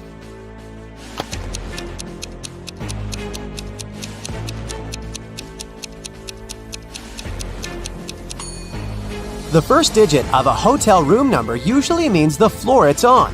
Room 710 is supposed to be on the 7th floor. But the hotel has only 2 floors. This must be a trap. A tourist who didn't speak English came up to the ticket counter at a New York subway station. One ticket cost 50 cents, and the man handed the ticketing clerk $1. The woman gave the tourist 2 tickets without even asking how many he needed. How did she know?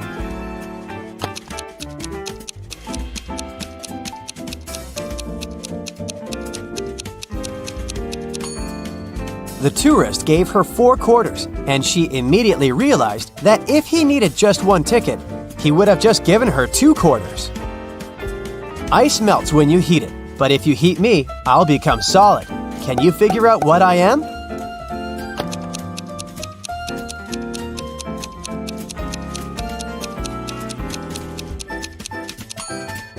I'm an egg. I'm weightless, but you can see me. And if you put me in a water bottle, it will become much lighter. What am I?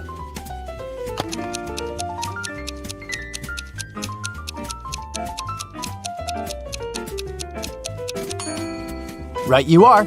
I'm a hole. After having had a fight with a powerful wizard, Louisa found herself trapped in a medieval castle, far away from civilization. She couldn't escape. Jumping out of the window was out of the question because it was too high above the ground. And the only tree growing next to that window wasn't sturdy enough for the girl to use it to climb down. At the same time, in the room where Louisa was locked, there were 3 doors.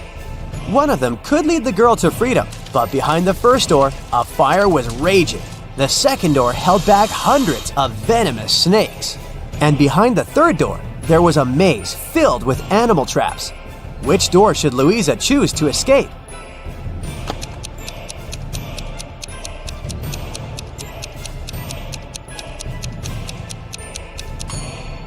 Louisa should break off a tree branch, turn it into a torch by lighting it in the first room, and then going through the maze. It won't be dark anymore, and the girl will easily avoid the traps. Now, your task is to crack a few rebus puzzles. Be very attentive and try to think outside the box. What does this mean?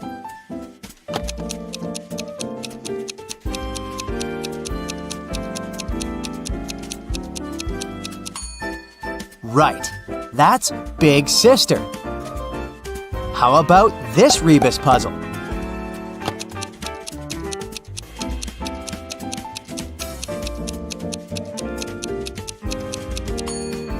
The correct answer is right between the eyes. Look at this one.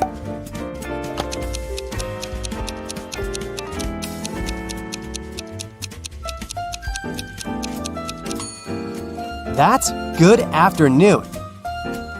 What can you fill if your hands are empty? Well, this is confusing.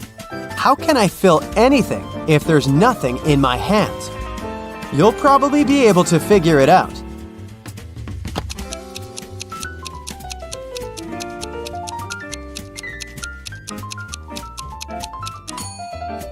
And the correct answer is gloves, or mittens if that's what you prefer.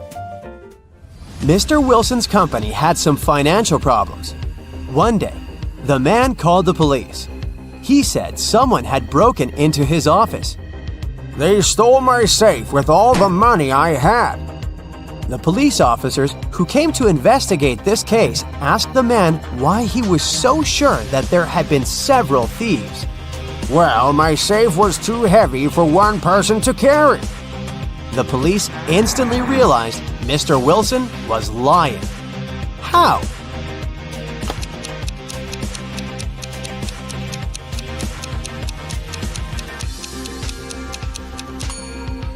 If the safe had been indeed so heavy, it would have left some dents on the carpet, but the floor covering is perfectly smooth. Detective Martin was choosing a diamond ring for his fiancée when a man in a black mask ran into the jewelry store. He made all the visitors lie on the floor and took the most expensive jewelry and money.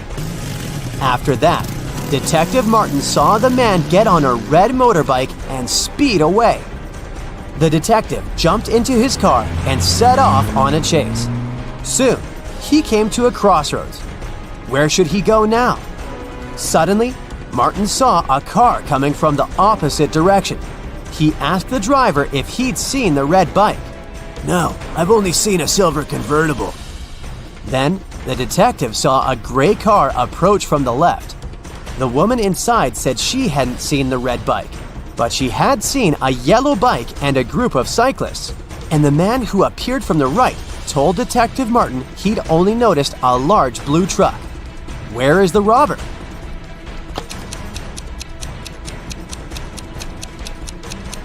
Yeah. The motorbike can only be inside the blue truck. Look at the picture carefully and choose an image identical to this example.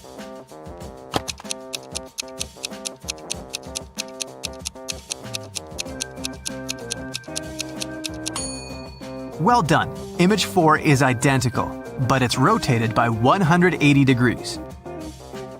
Detective got a call from the villa of a famous billionaire, Mr. Green, who disappeared this morning after he left home to play golf with his coach. Detective questioned all the witnesses. The housemaid said Mr. Green had breakfast and left at 10 a.m. Mr. Green's girlfriend said she left for a photo shoot early in the morning before he woke up. Mr. Green's personal golf coach said he had spent all day at home. The detective realized that one of the witnesses was lying. Who?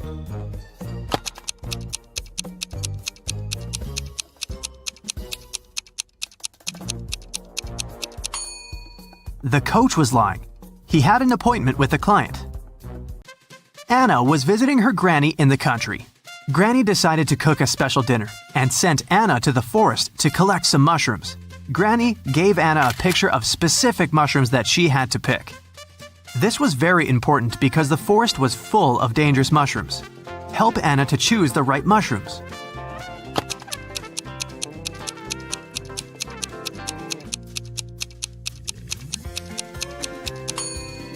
Well done. Mushrooms number 3 are perfectly safe. George and Henry met a gorgeous singer, Tara. Both men fell in love at first sight and invited her on a yacht. When all three arrived at the pier, each guy began to claim that he was a millionaire and owner of the yacht. Help Tara to find out which one is a liar.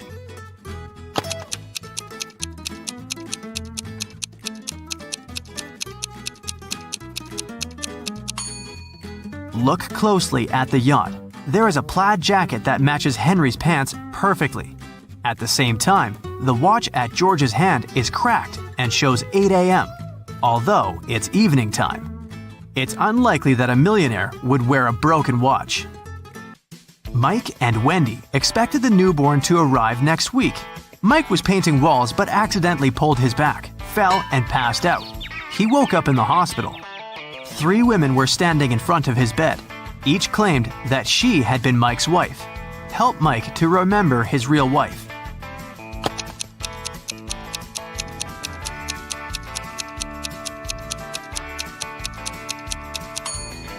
The belly of the first woman is too small for a woman who is giving birth next week. The second woman is wearing high heels and her shoes are buttoned. The third woman's sandals are unbuttoned. She couldn't button her shoes on her own because of her belly. Look at the picture attentively. Find the odd kitten.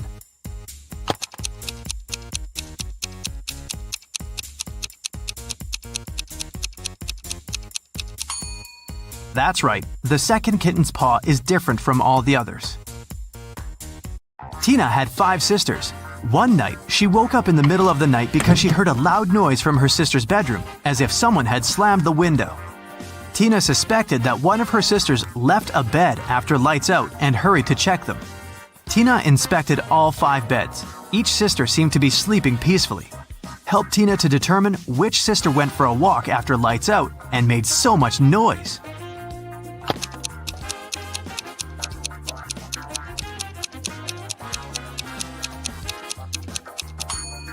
It was this sister in the third bed.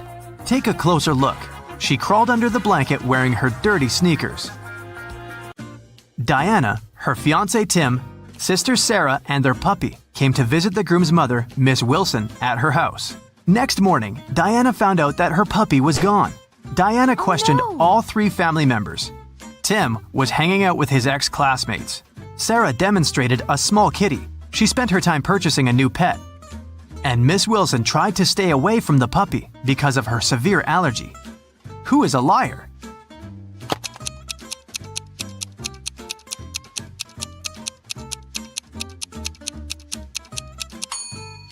Miss Wilson lied about her allergy. She wouldn't have been able to stand next to the kitten.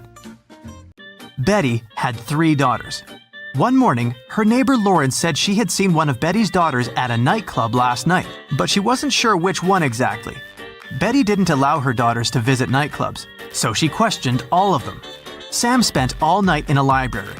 Gemma on a date with her boyfriend, Alex, but she returned home before midnight. Kelly said she was watching a series all night and didn't leave the house. Who is lying?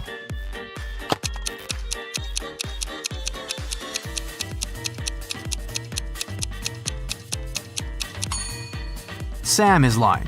Look at her face and clothes. She's covered with glitter. Who needs glitter in a library? An elephant was sleeping and having a very weird dream. When he woke up the next morning, he found out that his shadow was gone. He was looking for his shadow all day and finally met a wizard. The wizard confessed that he had stolen the elephant's shadow, but the wizard was ready to give it back if the elephant managed to recognize it. Help the elephant to make the right choice.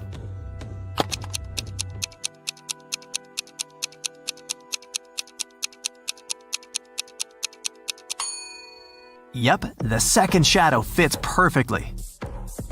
Kelly received an anonymous message that one of her teachers is a vampire.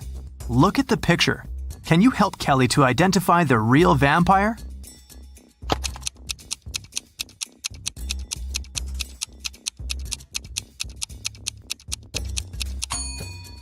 It's over here. She has an eye in her meal. Alan is a famous scientist. He invented a special potion that awakens superpowers in humans. One night, he was having a secret Zoom conference with his colleagues. Alan's assistant, Betty, entered the office and brought him some coffee. In a while, Alan said goodbye to his colleagues and fired Betty. Why?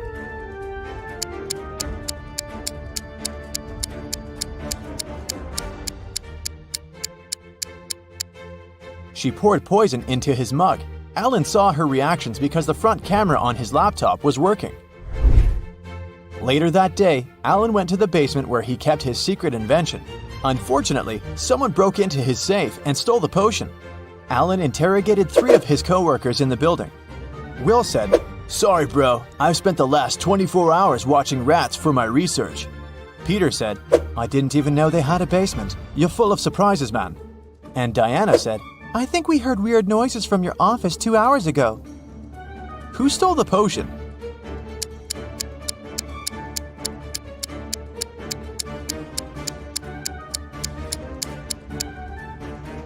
Peter. Take a look at his legs. He's levitating. When Peter was exposed, he took off into the sky and escaped. Alan headed to the parking lot, but someone had stolen his car. He called the police and found it across the street. The thief hit a tree and escaped. The police interviewed 3 suspects. Lily said, I'm a courier. I came here to deliver food for the lab workers. Nina said, I'm from a cleaning company. I'm here to clean, not steal cars. Bob said, I parked my car to get some coffee. I didn't see any crimes. Can you guess who stole the car?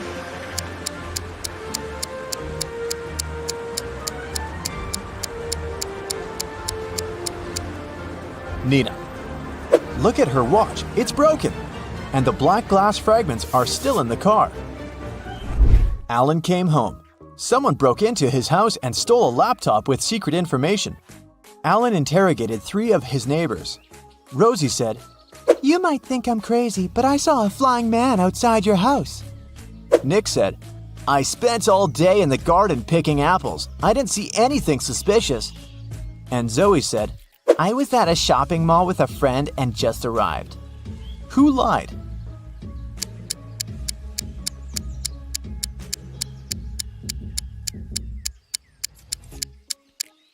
Zoe said that she had been shopping but didn't carry any bags. Suspicious, but possible. Meanwhile, Nick said that he'd been picking apples, but all the apples in the garden are still on the trees. So the liar is Nick. Alan went to the airport to take a flight to Argentina. He wanted to consult with his colleagues about Peter, but there were a lot of people who wanted to fly away too. Online booking stopped working, so there was a long queue. Alan is the 20th from the bottom in a line of 100 passengers. What's his position at the top of the queue?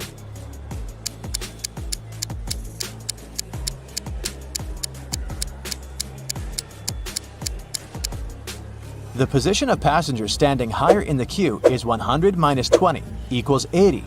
Therefore, Alan's position from the top is 80 plus 1 equals 81. After purchasing a ticket, Alan headed to the public toilet.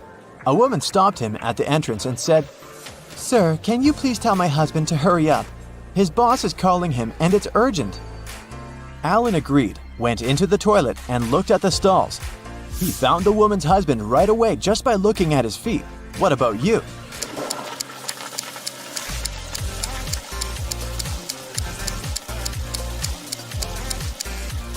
The guy on the left is her husband. They have similar tattoos. Finally, Alan got on a plane and flew from New York to Argentina. It took him 10.5 hours to reach the final destination. After spending 3 days in Argentina, Alan flew back home. However, it took 630 minutes this time, even though the plane flew at the same speed. Can you guess why?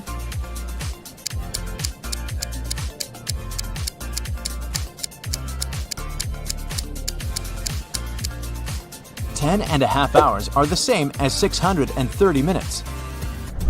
After getting home, Alan noticed Peter running away through the backyard. Alan followed him, but Peter was too fast. Suddenly, Alan saw his motorbike in the parking lot. He questioned 4 people standing nearby. Hey guys, whose motorbike is this? I need to borrow it. But all 4 people replied, it's mine. Alan took a closer look at the vehicle and quickly figured out the owner. What about you?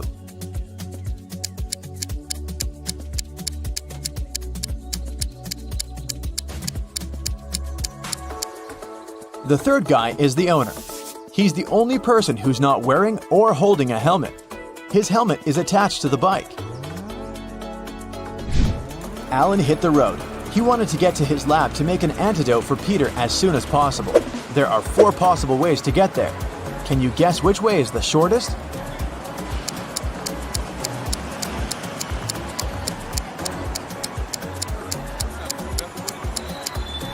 The 4th one. The trick to solving this maze quickly is to start drawing from the end. Someone filled Alan's lab with sleeping gas. He passed out and woke up in a creepy basement. Alan found 4 doors leading outside. He has only 1 chance to escape. He won't be able to use the doors again. Behind the first door, there's a water-filled room swarming with sharks. The second door leads to the room filled with a spider's web. The third door hides a space where scorpions are falling from the ceiling. And the 4th door is hiding hungry lions. Which door is more or less safe to enter?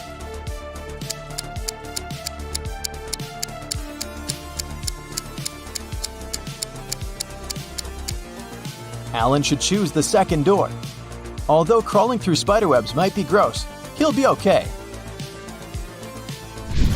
Alan arrived at Peter's house. Peter lives with 2 roommates, his friend Sam and his brother George. Can you guess which one of these bedrooms belongs to Peter?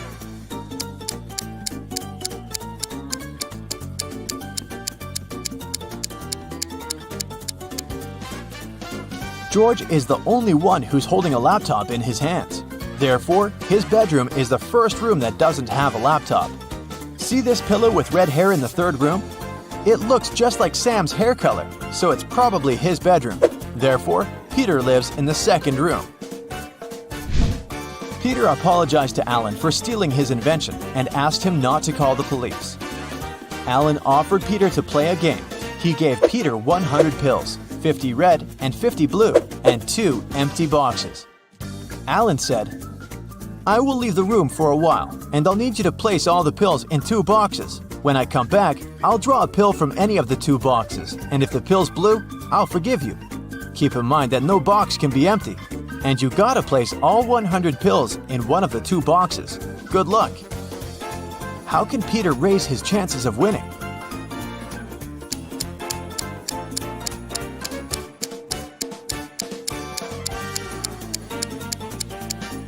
He should put 1 blue pill in 1 box and the other 99 pills in the 2nd box. This way, the chances are 50-50. The next day, Alan decided to explore an abandoned hospital. 1 week ago, the locals reported some strange sounds coming from this house, and some people saw a ghost wearing a wedding dress. As soon as he entered the building, he heard screams from the attic. Alan walked upstairs and found a wedding dress in a closet nearby. The music speaker replayed creepy sounds over and over again. Alan found 3 neighbors and asked them one similar question.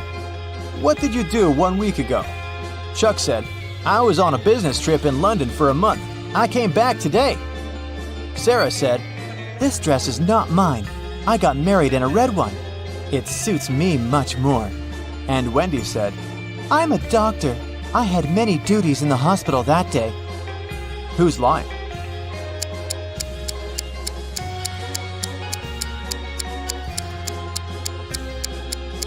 Sarah. Alan didn't mention the dress, but she started making excuses anyway. Peter was fond of collecting rare coins. When he was 20 years old, he bought a special box to collect his coins. On his every birthday, he put 250 coins in the box. Meanwhile, his sister, who was also fond of collecting coins, took out 50 coins from Peter's box on her birthday. Peter was very surprised at his 60th anniversary when he opened his box. There were only 500 coins inside. How can this be possible?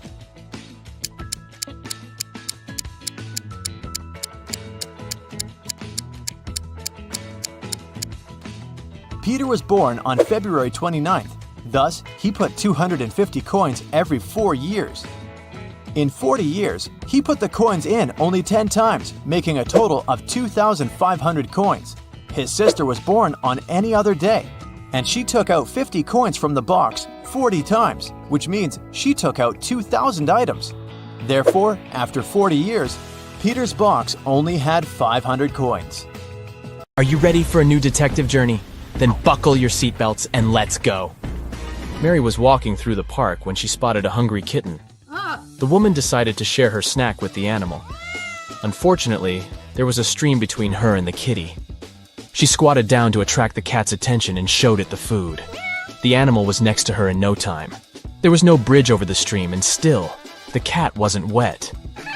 How is it possible?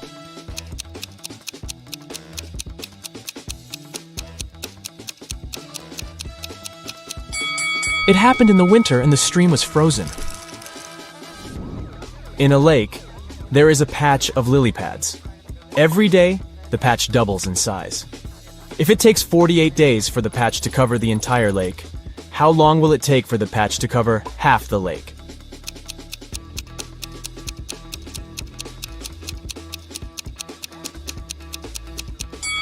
The patch doubles in size every day. So on the 47th day, the patch will be half the size it is on the 48th day. You are in a place called Bobby's World, and there is only one law there. There is a mirror, but no reflection. There is pizza with cheese, but not with ham. There is pepper, but no salt. There is a door, yet no entrance or exit. What is the law in this strange world?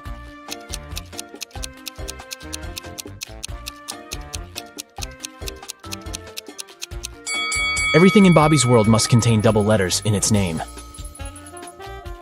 Kenneth was hungry. He found a nice diner that served burgers and bought one. After a waiter brought him his order, Kenneth went to the bathroom to wash his hands. But when he came back, his burger was gone. The guy looked around the diner and understood who had taken his lunch. Can you figure it out?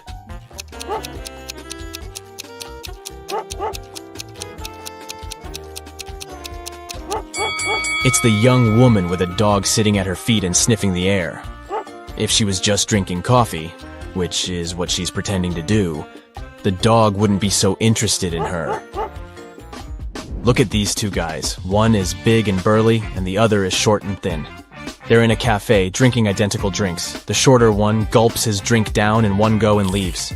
The other man sips his drink slowly. Then he falls to the floor and is taken to a hospital. Can you explain why it happened if they had the same drinks?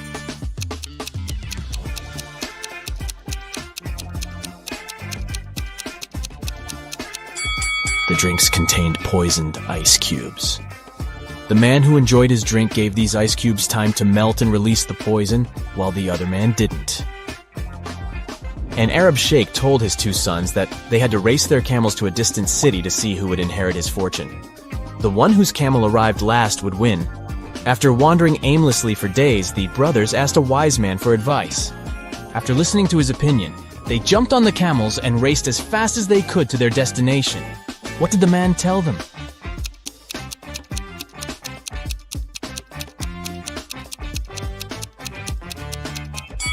The wise man told them to switch their camels. Look at these two guys. They're wearing similar clothes, both holding coffee cups, and in general, seem to be perfectly okay. But one of them is a werewolf in disguise. Which one?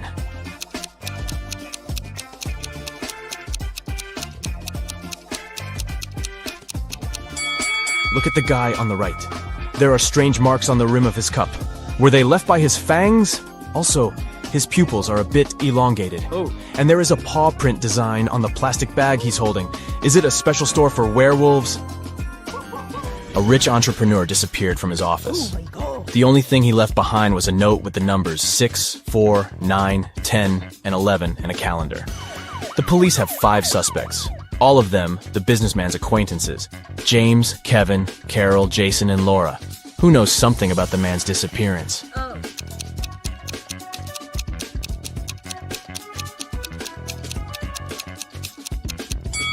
Jason.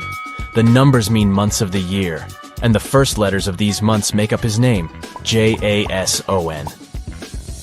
A furious traveler at the airport claimed the contents of his baggage had disappeared. When I got my suitcase, it was empty.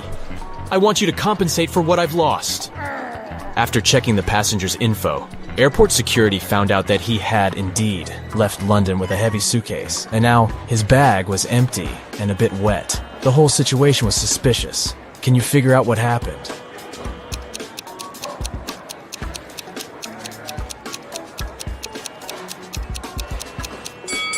The passenger left London with a suitcase full of ice. During the flight, the ice melted, and the man demanded compensation for the lost belongings. Matthew bought a new smartphone and a phone case. He paid $510. The gadget cost $500 more than the case. How much did Matthew pay for the phone?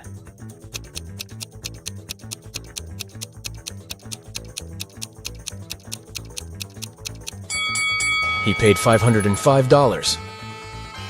Last night, on a full moon, several people disappeared in the city. Locals believe that the kidnapper was a werewolf, and you are invited to investigate this case. There are 3 suspects, Jack, Levi, and Luke, but all of them have alibis. Jack was walking with his girlfriend near the river. Levi was choosing a silver ring for himself in the mall. And Luke, who is a museum guard, had a night shift at work. Which guy is guilty?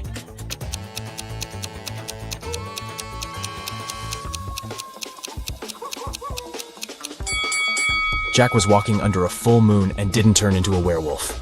Levi wasn't afraid to put on silver rings. The werewolf and potential kidnapper is Luke. Detective Black's assistant, Josh, was late for work. When he arrived, he told his boss the following story. I was driving along the highway when I saw an unconscious man lying on the left side of the road. I picked him up and took him to the nearest hospital. Finally, he came to his senses. He told me he had been pushed out of a moving vehicle, but the bag with all his money and documents was left inside. Strangely, Detective Black told Josh that the man had lied to him. How did he figure it out?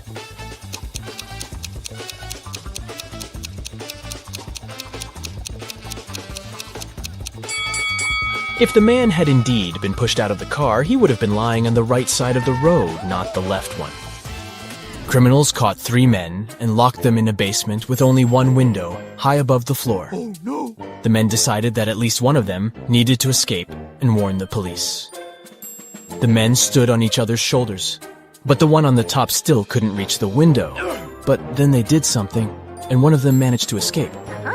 Can you figure out what they did?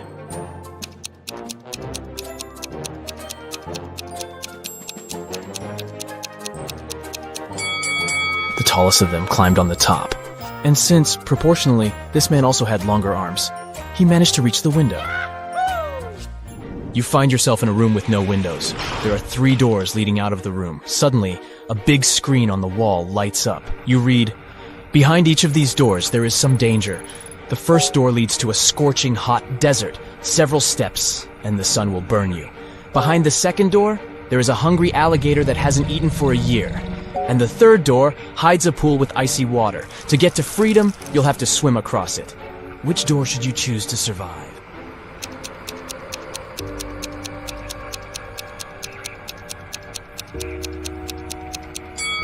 Alligators can indeed go without food for up to 3 years, which means that the creature behind the second door is hungry and dangerous. Freezing water can cause cold shock in an unprepared swimmer. That's why you should choose the first door. You just need to wait for the sun to go down and walk through the desert. Oh, yes. James came to a cafe to drink coffee. But when a waitress brought him a cup, the man found a fly in his drink. He called the waitress and told her to bring him another coffee. She did. But when James took a sip from his cup, he got really angry and asked to call a manager. He complained that the waitress had brought him the same coffee. How did he understand it?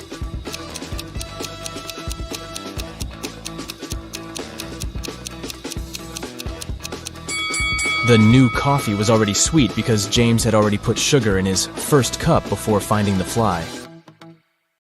Hey there! Today we'll be solving cases and mysteries to maintain safety and order.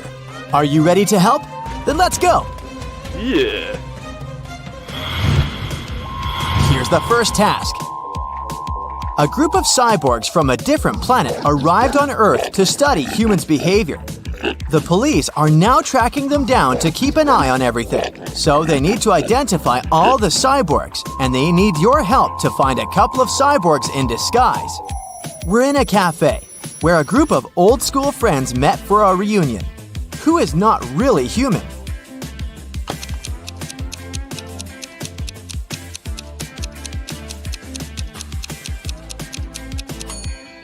This lady right here, the one who's eating with a fork and a nail, This cyborg hasn't quite figured out how life on Earth works yet. Great job, but we have more. What about these guys? Do you see anyone suspicious?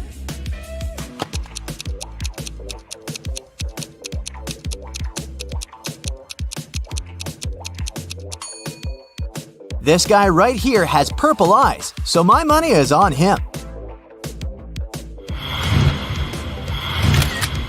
Here's a photo one resident made at a local beach. Take a close look. Which individual isn't a real human being?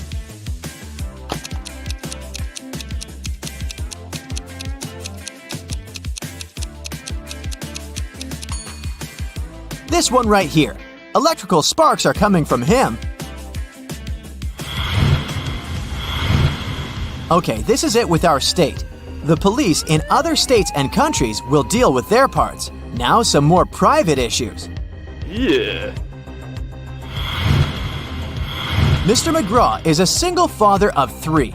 Last month, he went on a business trip for a couple of days, and his sons stayed home alone. Old enough, but maybe not wise enough, because when Mr. Jones returned home, he found out that someone crashed their car. Okay, boys, speak now. Who took the car? But none of the boys admitted it. Tim said, "These 2 days I spent at home studying." Drew said, "I went to see some friends once, but I took the bus." John said, "I don't even like driving." "Inspect the car and try to figure out which son is guilty."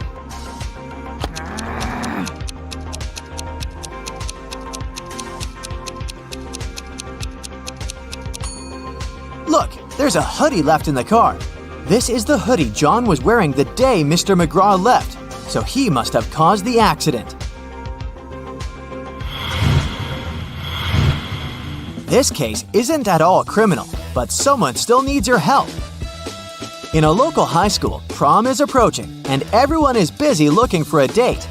Our main character right here found a note in his locker. Obviously from some fearless girl asking him out, but he can't read the message and doesn't even know who asked him out.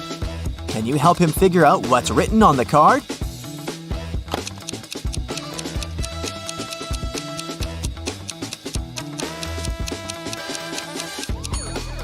It's obviously a cipher, and gladly not the hardest one.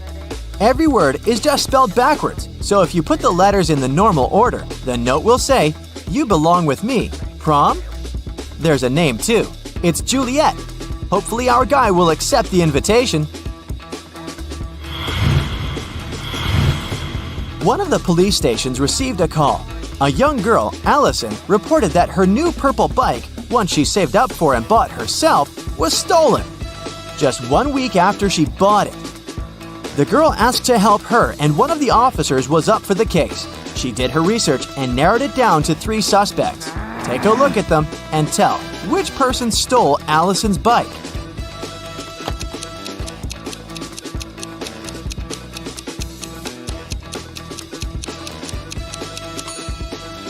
It's this mean dude. His bike appears black, but he painted it over its real color. Look, here the paint has chipped a little bit, and you can see the original purple color of the bike.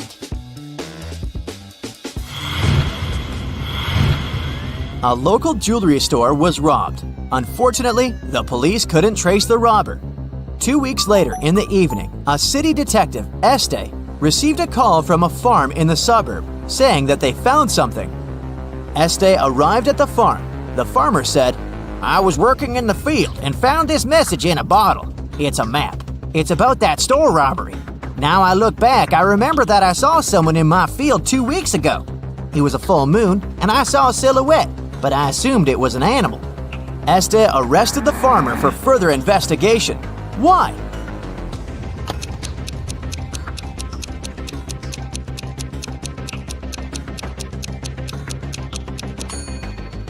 The story looked legit in the beginning, but then he mentioned the full moon. As you can see, it's a full moon now, so it couldn't be the case 2 weeks ago. That's the moment Este knew that the farmer was making something up. A young aspiring actress went missing on her camping trip. She went to the woods all by herself to prepare for her upcoming role. The first people who saw her, 1 week after she left, were police officers in a police department, where she arrived to report her kidnapping. I went to prepare for a role and had all the necessary survival equipment. At first, it was all new romantics, but on the third night, I woke up tied up in the dark. It was a man, but I didn't see him. It was dark the whole time. It took me 4 days before I managed to escape. As soon as I was out of the woods, I ran here, to the nearest police department. You need to find him. The police officer didn't believe her. Why not? Uh-oh.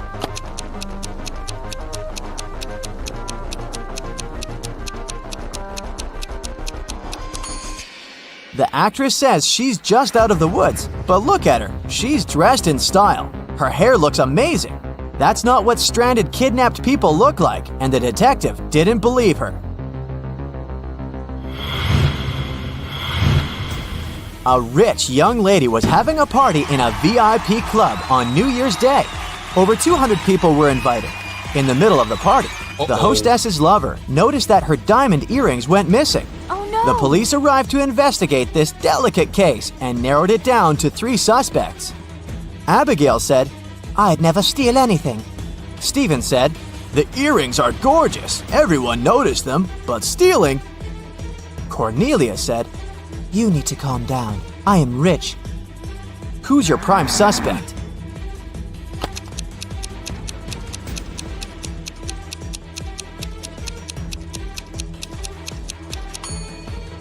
Look at Cornelia's purse. It's supposed to be an expensive Hermes purse, but the logo is wrong. So, it's a cheap fake. And there's still a tag on her dress, which isn't really rich. She's just playing along to fit in. Someone robbed a bank in a city, and Detective Este was leading the investigation. It was known that 2 people worked on it, but only one of them was caught, Clyde. Clyde refused to name his partner, so the police had to continue their investigation. After months, they had 3 main suspects, Bonnie, Ivy, and Dorothea.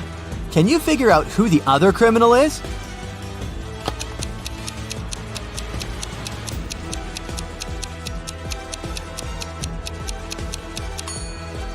It's Bonnie. Look, both Bonnie and Clyde have the same snake tattoo on their wrist, so they must be in the same gang. Now let's take a break and train your eyes a little bit. Long story short, Betty is getting ready for a concert and needs your help finding some stuff in her closet. She's looking for a dress, a cardigan, and a red scarf. Here are the exact pictures to help you find the right item. Can you locate them all?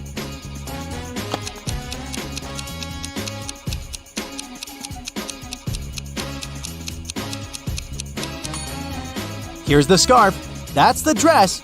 And look, the cardigan is right here. Good job! Okay, the second and the last item hunt. This is Betty's bedroom. Can you locate a pair of cowboy boots, heart-shaped sunglasses, and red lipstick?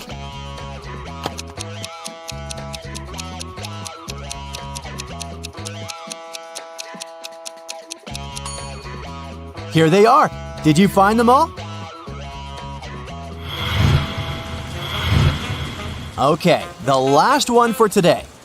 It was a rainy midnight, and Scarlett was studying late in her college library since the hardest exam of the term was 2 days away.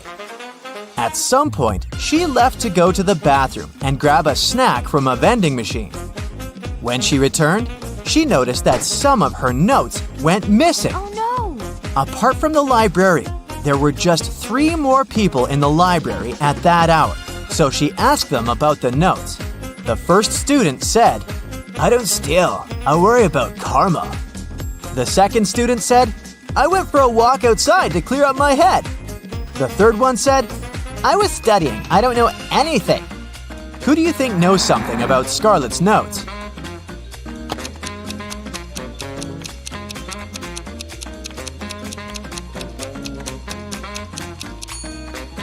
It's the second student. He said he took a walk outside, but it was raining. If he really did that, he'd be all wet. but he's not.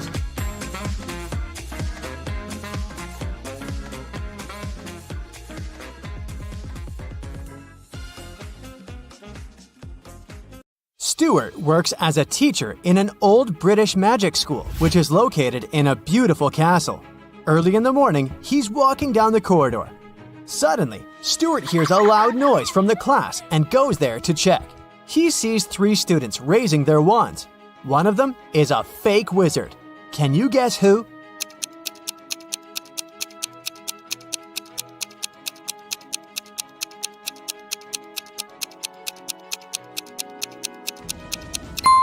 This guy, he has an ordinary twig instead of a magic wand. Stuart settles down the quarrel and goes to the dining hall. He chooses one of these 4 breakfast sets. But Stuart doesn't eat any meat or fish.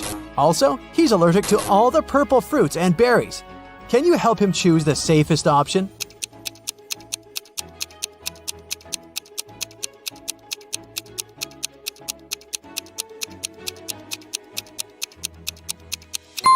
First of all, let's exclude the first breakfast. This cotton cheese bagel looks good, but it contains salmon. The second set has toast with blueberry jam, which may cause an allergic reaction. As for the fourth option, fried bacon is hiding under this cute waffle. So, Stuart should choose the third option. Although it contains some purple cabbage, nobody said that he's allergic to purple vegetables too. The cook offers Stuart a deal. If you guess my riddle, you'll get a double dessert. Stuart agrees. Here's the riddle. What melts in a freezer?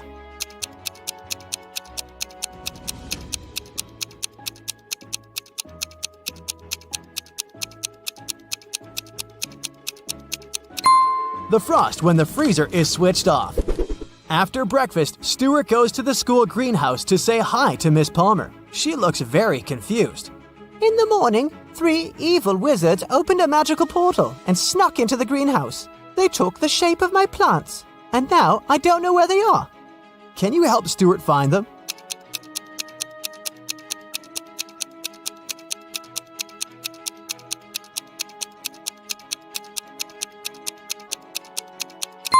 Take a look at this cactus. It has no root. It just floats in the air without a pot. All the lilies have 6 petals, but this one only has 5. And this pumpkin has a watermelon pattern and color. Therefore, these 3 odd plants should be the wizards. Stuart walks down the Great Hall. Suddenly, an owl lands on his head and ruins his hairstyling. Stuart gets furious and asks 3 students standing nearby, "Whose owl is this?" Can you spot the owner of this bird?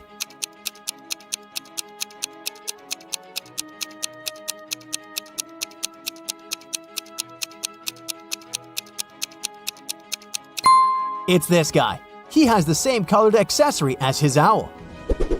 It's time for the flying lesson. 3 students, Wendy, Drake, and Blair, are about to have a race on their broomsticks. Can you spot who's cheating?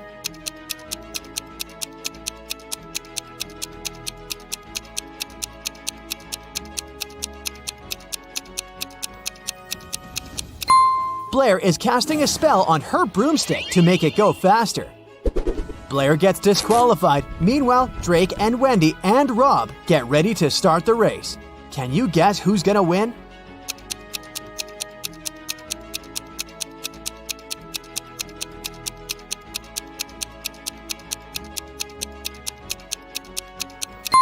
Drake has a broken broom, and Rob's position is wrong. It will take him more time to catch the broom and hit the road, so Wendy has the best chance of winning. Stuart begins Transfiguration lesson. He gives each of his students an apple and asks them to turn the fruits into stones. And then Stuart goes to the toilet. After a while, he returns and finds a huge toad sitting on his desk. Stuart questions 3 suspects. Among the students, Drake says, "I didn't do it. I was too busy with your task. Luckily, I made it." Bella says, "It was Magnus. I saw him catching a toad in the pond last night." And Magnus says, "It was Drake. He wanted to distract you because he didn't do his homework." Who's lying?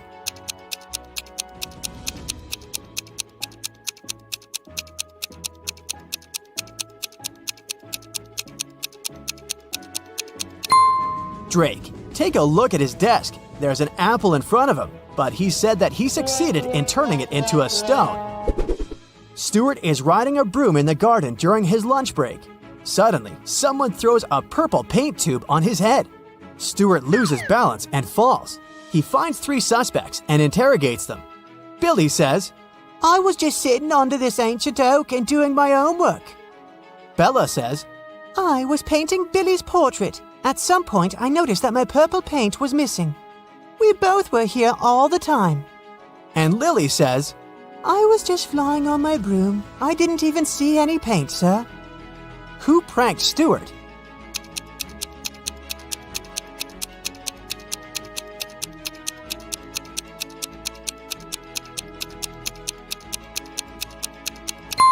There's purple paint on Bella's hands, but it's okay because she was painting.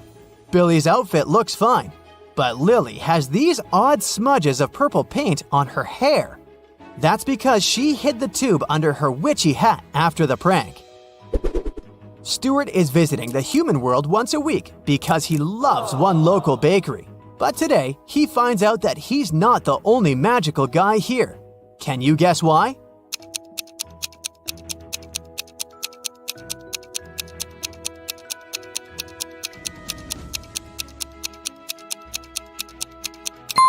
Take a look at this pretty lady. She looks young, but her reflection in the mirror shows she's an old witchy lady.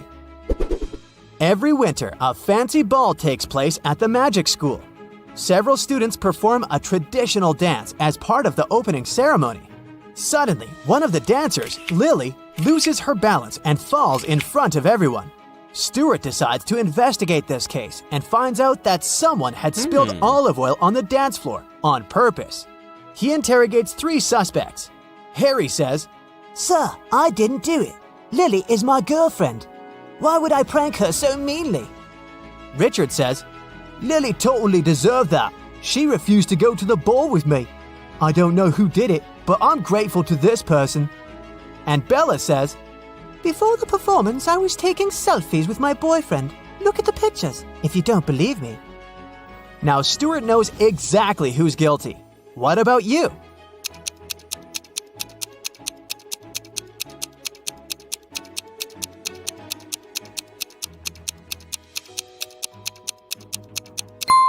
It was Bella. Take a look at her selfies. She's wearing a witch bottle necklace and it's filled with greenish oil, but now it's empty.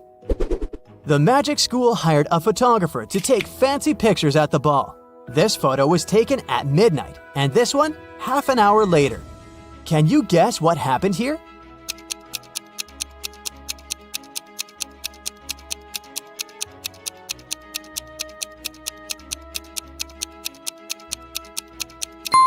This wizard didn't push her. He was actually trying to save her by raising his hands and casting a spell. And he succeeded, as we can see from the second picture. The winter ball is over. Stuart throws an after party for teachers at his apartment. Everything goes well, but the next day, Stuart finds out that someone had stolen the rarest and most expensive spell book from his secret library. Stuart has never told anyone about this room, but the lock isn't broken, which means that the thief knew a special spell to open the door. Only 4 guests possess this level of magic: Ambrose, Morgana, Rosamond, and Richard. Stuart rushes to the teacher's room. He questions all the suspects. Each teacher claims to have nothing to do with the robbery. Can you guess who's the thief?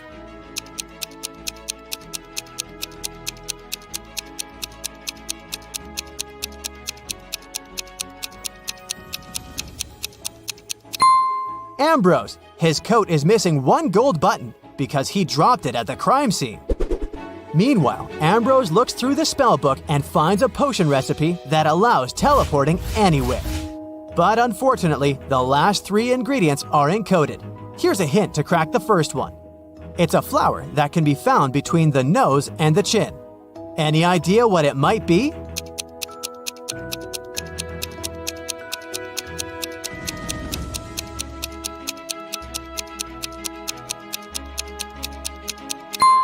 Tulips.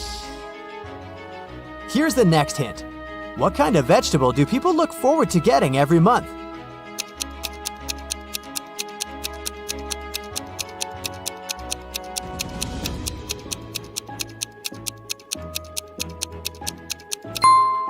celery. And this clue will lead you to the final ingredient. What kind of room can you eat?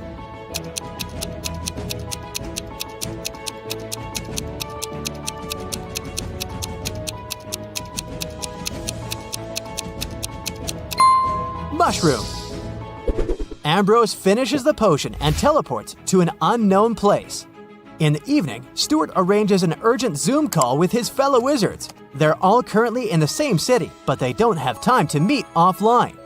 Unfortunately, their video call gets interrupted by a stranger. Can you spot the imposter?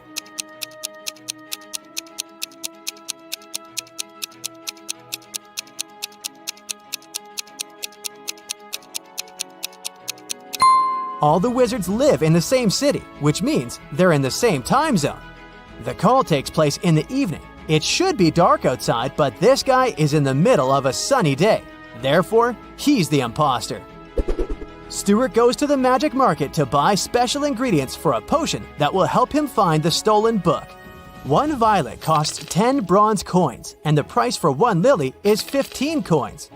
Can you calculate the price of this 1 starflower?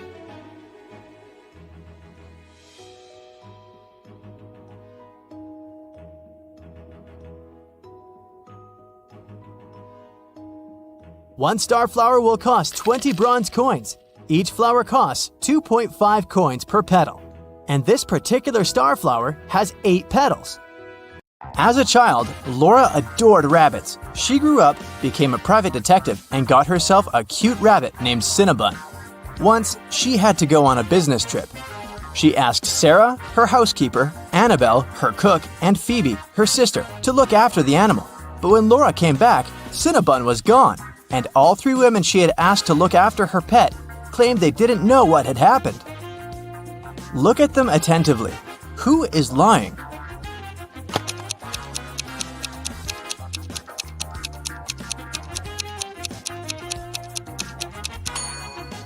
It's the cook. See? It's Cinnabon's collar in her pocket. Well, Laura noticed that too. When Annabelle realized she had given herself away, she broke into a run. Laura dashed after her, but she couldn't catch up with the woman. Luckily, the girl noticed Annabelle run into a gym. She ran inside too. A security guard stopped her.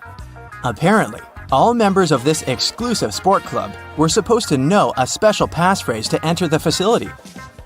Laura was lucky to notice a note with a hint next to the door. Can you help Laura figure out the passphrase?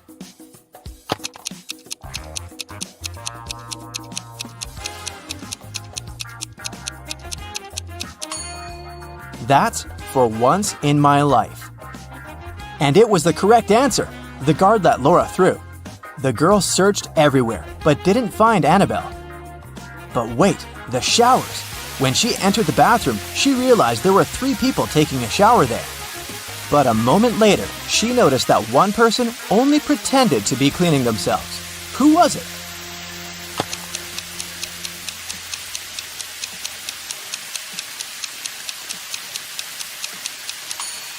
It's the person in the second cubicle.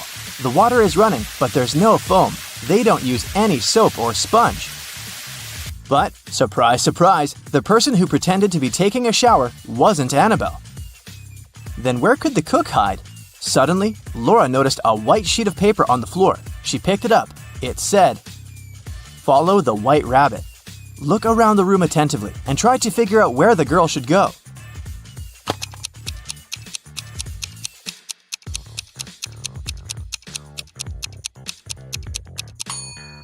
See those bunny ears on that door? Laura should probably try it. But there was a combination lock on the door. And is that a riddle next to it? Laura started reading. The code is a 3-digit number.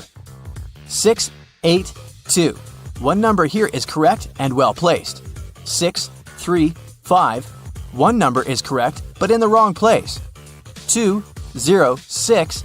2 numbers are correct, but in the wrong place. 738. Nothing here is correct. 780. One number is correct, but in the wrong place. Can you help Laura figure out the code? .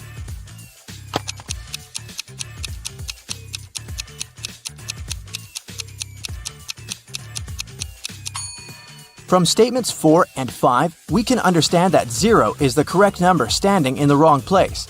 6 can't be the number we need, otherwise statements 1 and 2 would contradict each other. In this case, looking at statements 2 and 3, we can conclude that the correct numbers are 2, 5, and 0, and the code is 052. Laura opened the door and saw a long corridor. It led her to a large room. There, she saw a man dressed in black. He was sitting on a throne-like chair, holding Cinnabon. "Well, well, well, here you are," he said. "If you want to get your rabbit back, you'll have to do something for me." Laura had no choice but to agree. "You see, my wife Louisa disappeared during a performance she attended a week ago. Your task will be to find her." And the man gave Laura all the details. The girl questioned 3 witnesses. Dorothy said she had gone home right after the performance and hadn't noticed anything weird. Alina said that she had seen Louisa leave during the break with a tall blonde man. And Anna said that she'd been on the phone with her husband and hadn't seen where Louisa had gone. Who knows something about Louisa's whereabouts?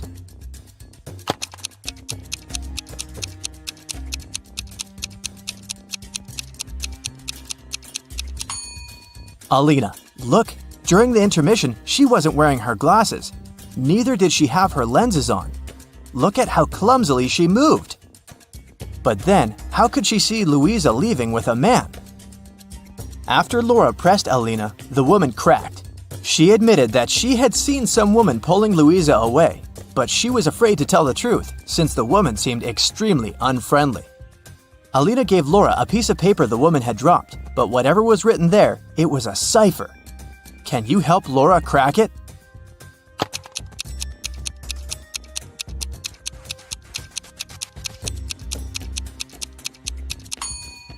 The note says, "At the docks."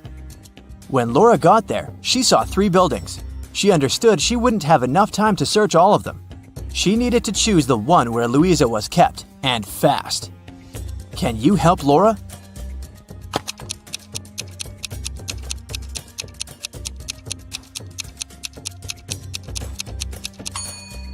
Look at the dark blue construction attentively.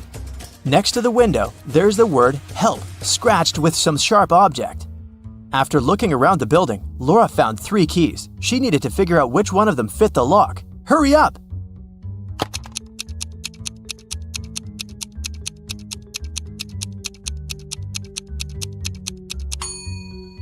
Right, this is the key.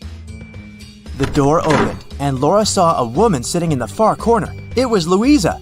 She helped the woman to her feet, and they stumbled away. Soon, they noticed 3 taxis. Which car should they choose?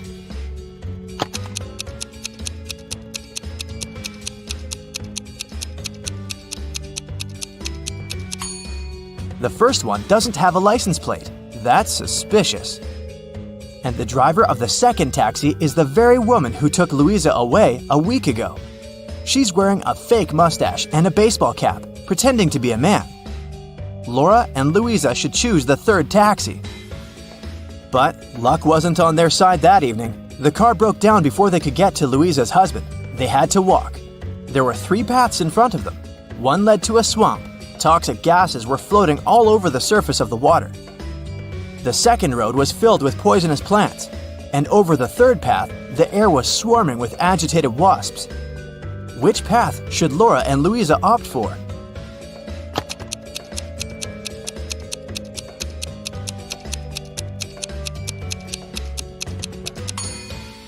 The second. At least the plants can't move. So if the women are careful, they'll be able to avoid touching them. Finally, they arrived at Louisa's house. Once the man in black saw his wife, he hugged her and turned to Laura. "I'm so sorry for using such methods, but I was getting desperate. I can't tell you why, but I had to keep her disappearance under wraps. That's why I chose to involve you. Thank you. I want to give something to you, but to get it, you'll need to crack this riddle." An electronics store owner came to work one day and saw that his safe was open. His money was nowhere to be found. He called the police. When a detective arrived, the store owner explained that the key to his safe was on the same keychain as the keys from his truck. Two of his employees, Andrew and Ryan, used the truck and had access to all the keys, but the men had always returned them. The detective questioned the drivers. Someone broke into your boss's safe yesterday. What do you know about this incident? Andrew said, I didn't copy the key. I wouldn't even know which one to copy. And Ryan said, I've been working here for 3 months and have never entered the boss's office yet. The detective understood who the thief was right away. Can you figure it out?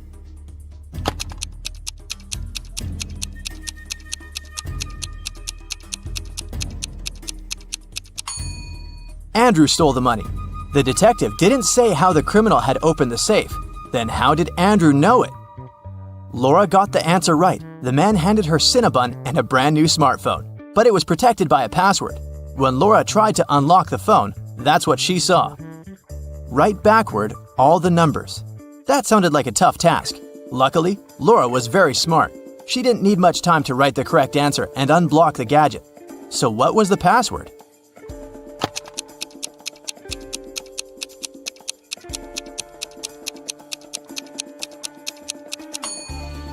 SREBMUNEHTLLA. That's all the numbers written backwards. She couldn't believe her eyes.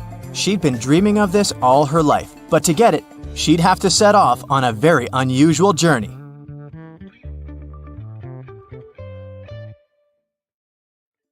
You're at Aaron and Cleo's wedding. Here's Aaron, standing alone. Which of these ladies is his wife-to-be?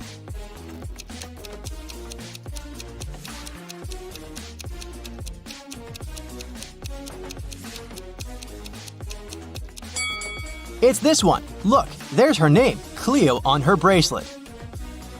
3 girls are fighting over a doll. It belongs to one of them, but each of the 3 says it's hers. Who do you think the real owner of the doll is?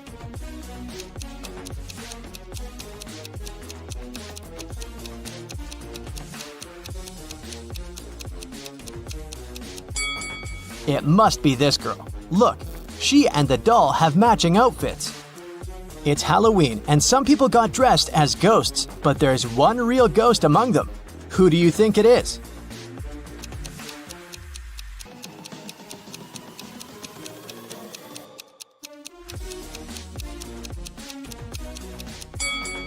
Look, this person doesn't cast a shadow. 3 friends went camping. 2 of them are real people, and 1 is a robot. Take a closer look at the photo of them and tell me who you think the robot is.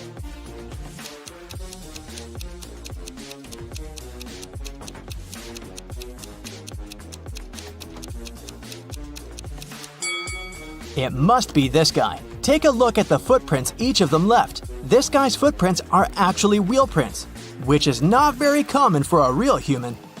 Amanda and her mom are participating in a game show. It's the final round, and Amanda's task is to figure out which of these 2 women is her mom.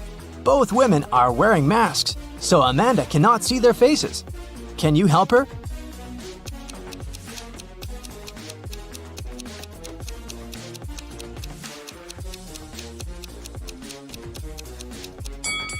Pay attention to the woman's hair color. Amanda is redheaded. This woman has red hair too, so I'd bet it's her mom. In any case, Amanda must know what color her mom's hair is, so she's safe here. Local police got information that their little town had been invaded. Officers started walking around asking for people's ID cards. I'll show them to you one by one, and you must decide who looks suspicious. For example, this one. What's your verdict?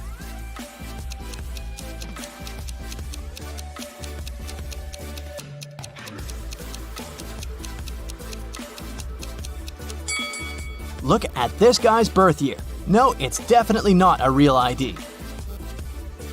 Here's another one. What can you say about this lady?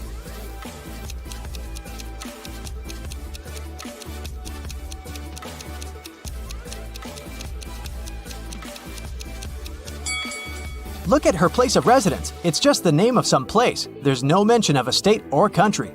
Nope, this person is suspicious too. The next person is this young lady, and here's her ID card. Do you see anything suspicious?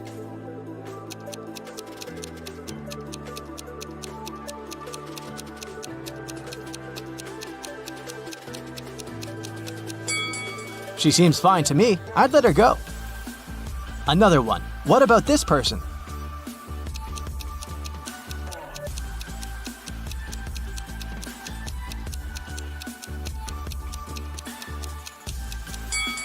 This time, pay attention to this photo. All document photos should have a white background.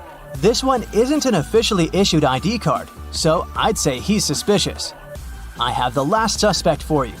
What do you say? Is there anything we should be concerned about?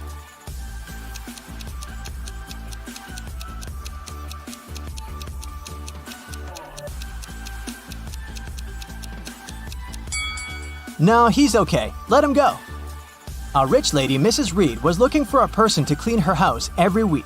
She invited 3 candidates and asked them why they wanted the job.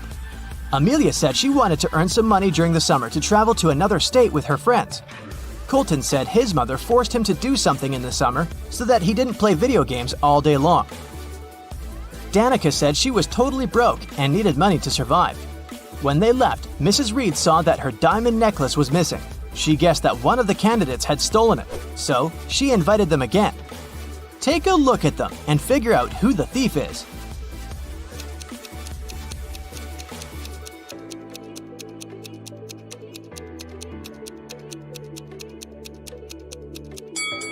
It's Danica. She said she was broke. The last time she was there, she was wearing old clothes. But look at her now. She has new clothes, gold earrings, and an iPhone. She must have stolen the necklace and sold it. On a snowy winter day, police got a call that one of the houses in the neighborhood had been robbed. A detective visited people living there, but everyone said that they'd been staying at home because of the weather. Still, the detective understood who was lying. This person became the main suspect. Who is it?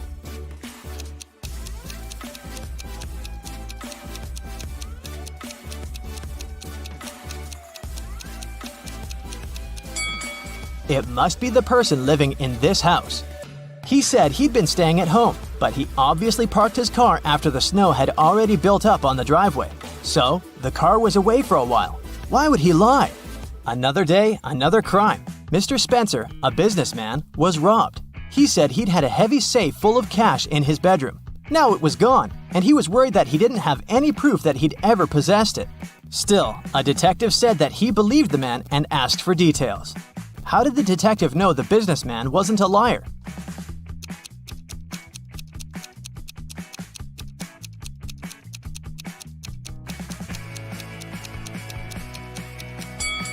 Look, there's dents on the floor. Something really heavy was indeed standing there for a long time. There was another robbery in a small town, and the main suspect was Damon, the victim's old friend turned enemy and ex-business partner. The next day, on August 7th, the police paid Damon a visit. He wasn't at home. When they reached him by phone, Damon said he was on vacation in Greece and that he left a week before. The police examined his apartment. When the detective looked around, he realized Damon had left recently. How did he understand it?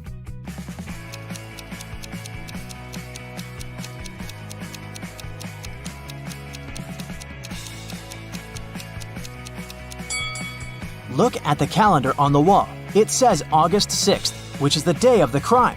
If Damon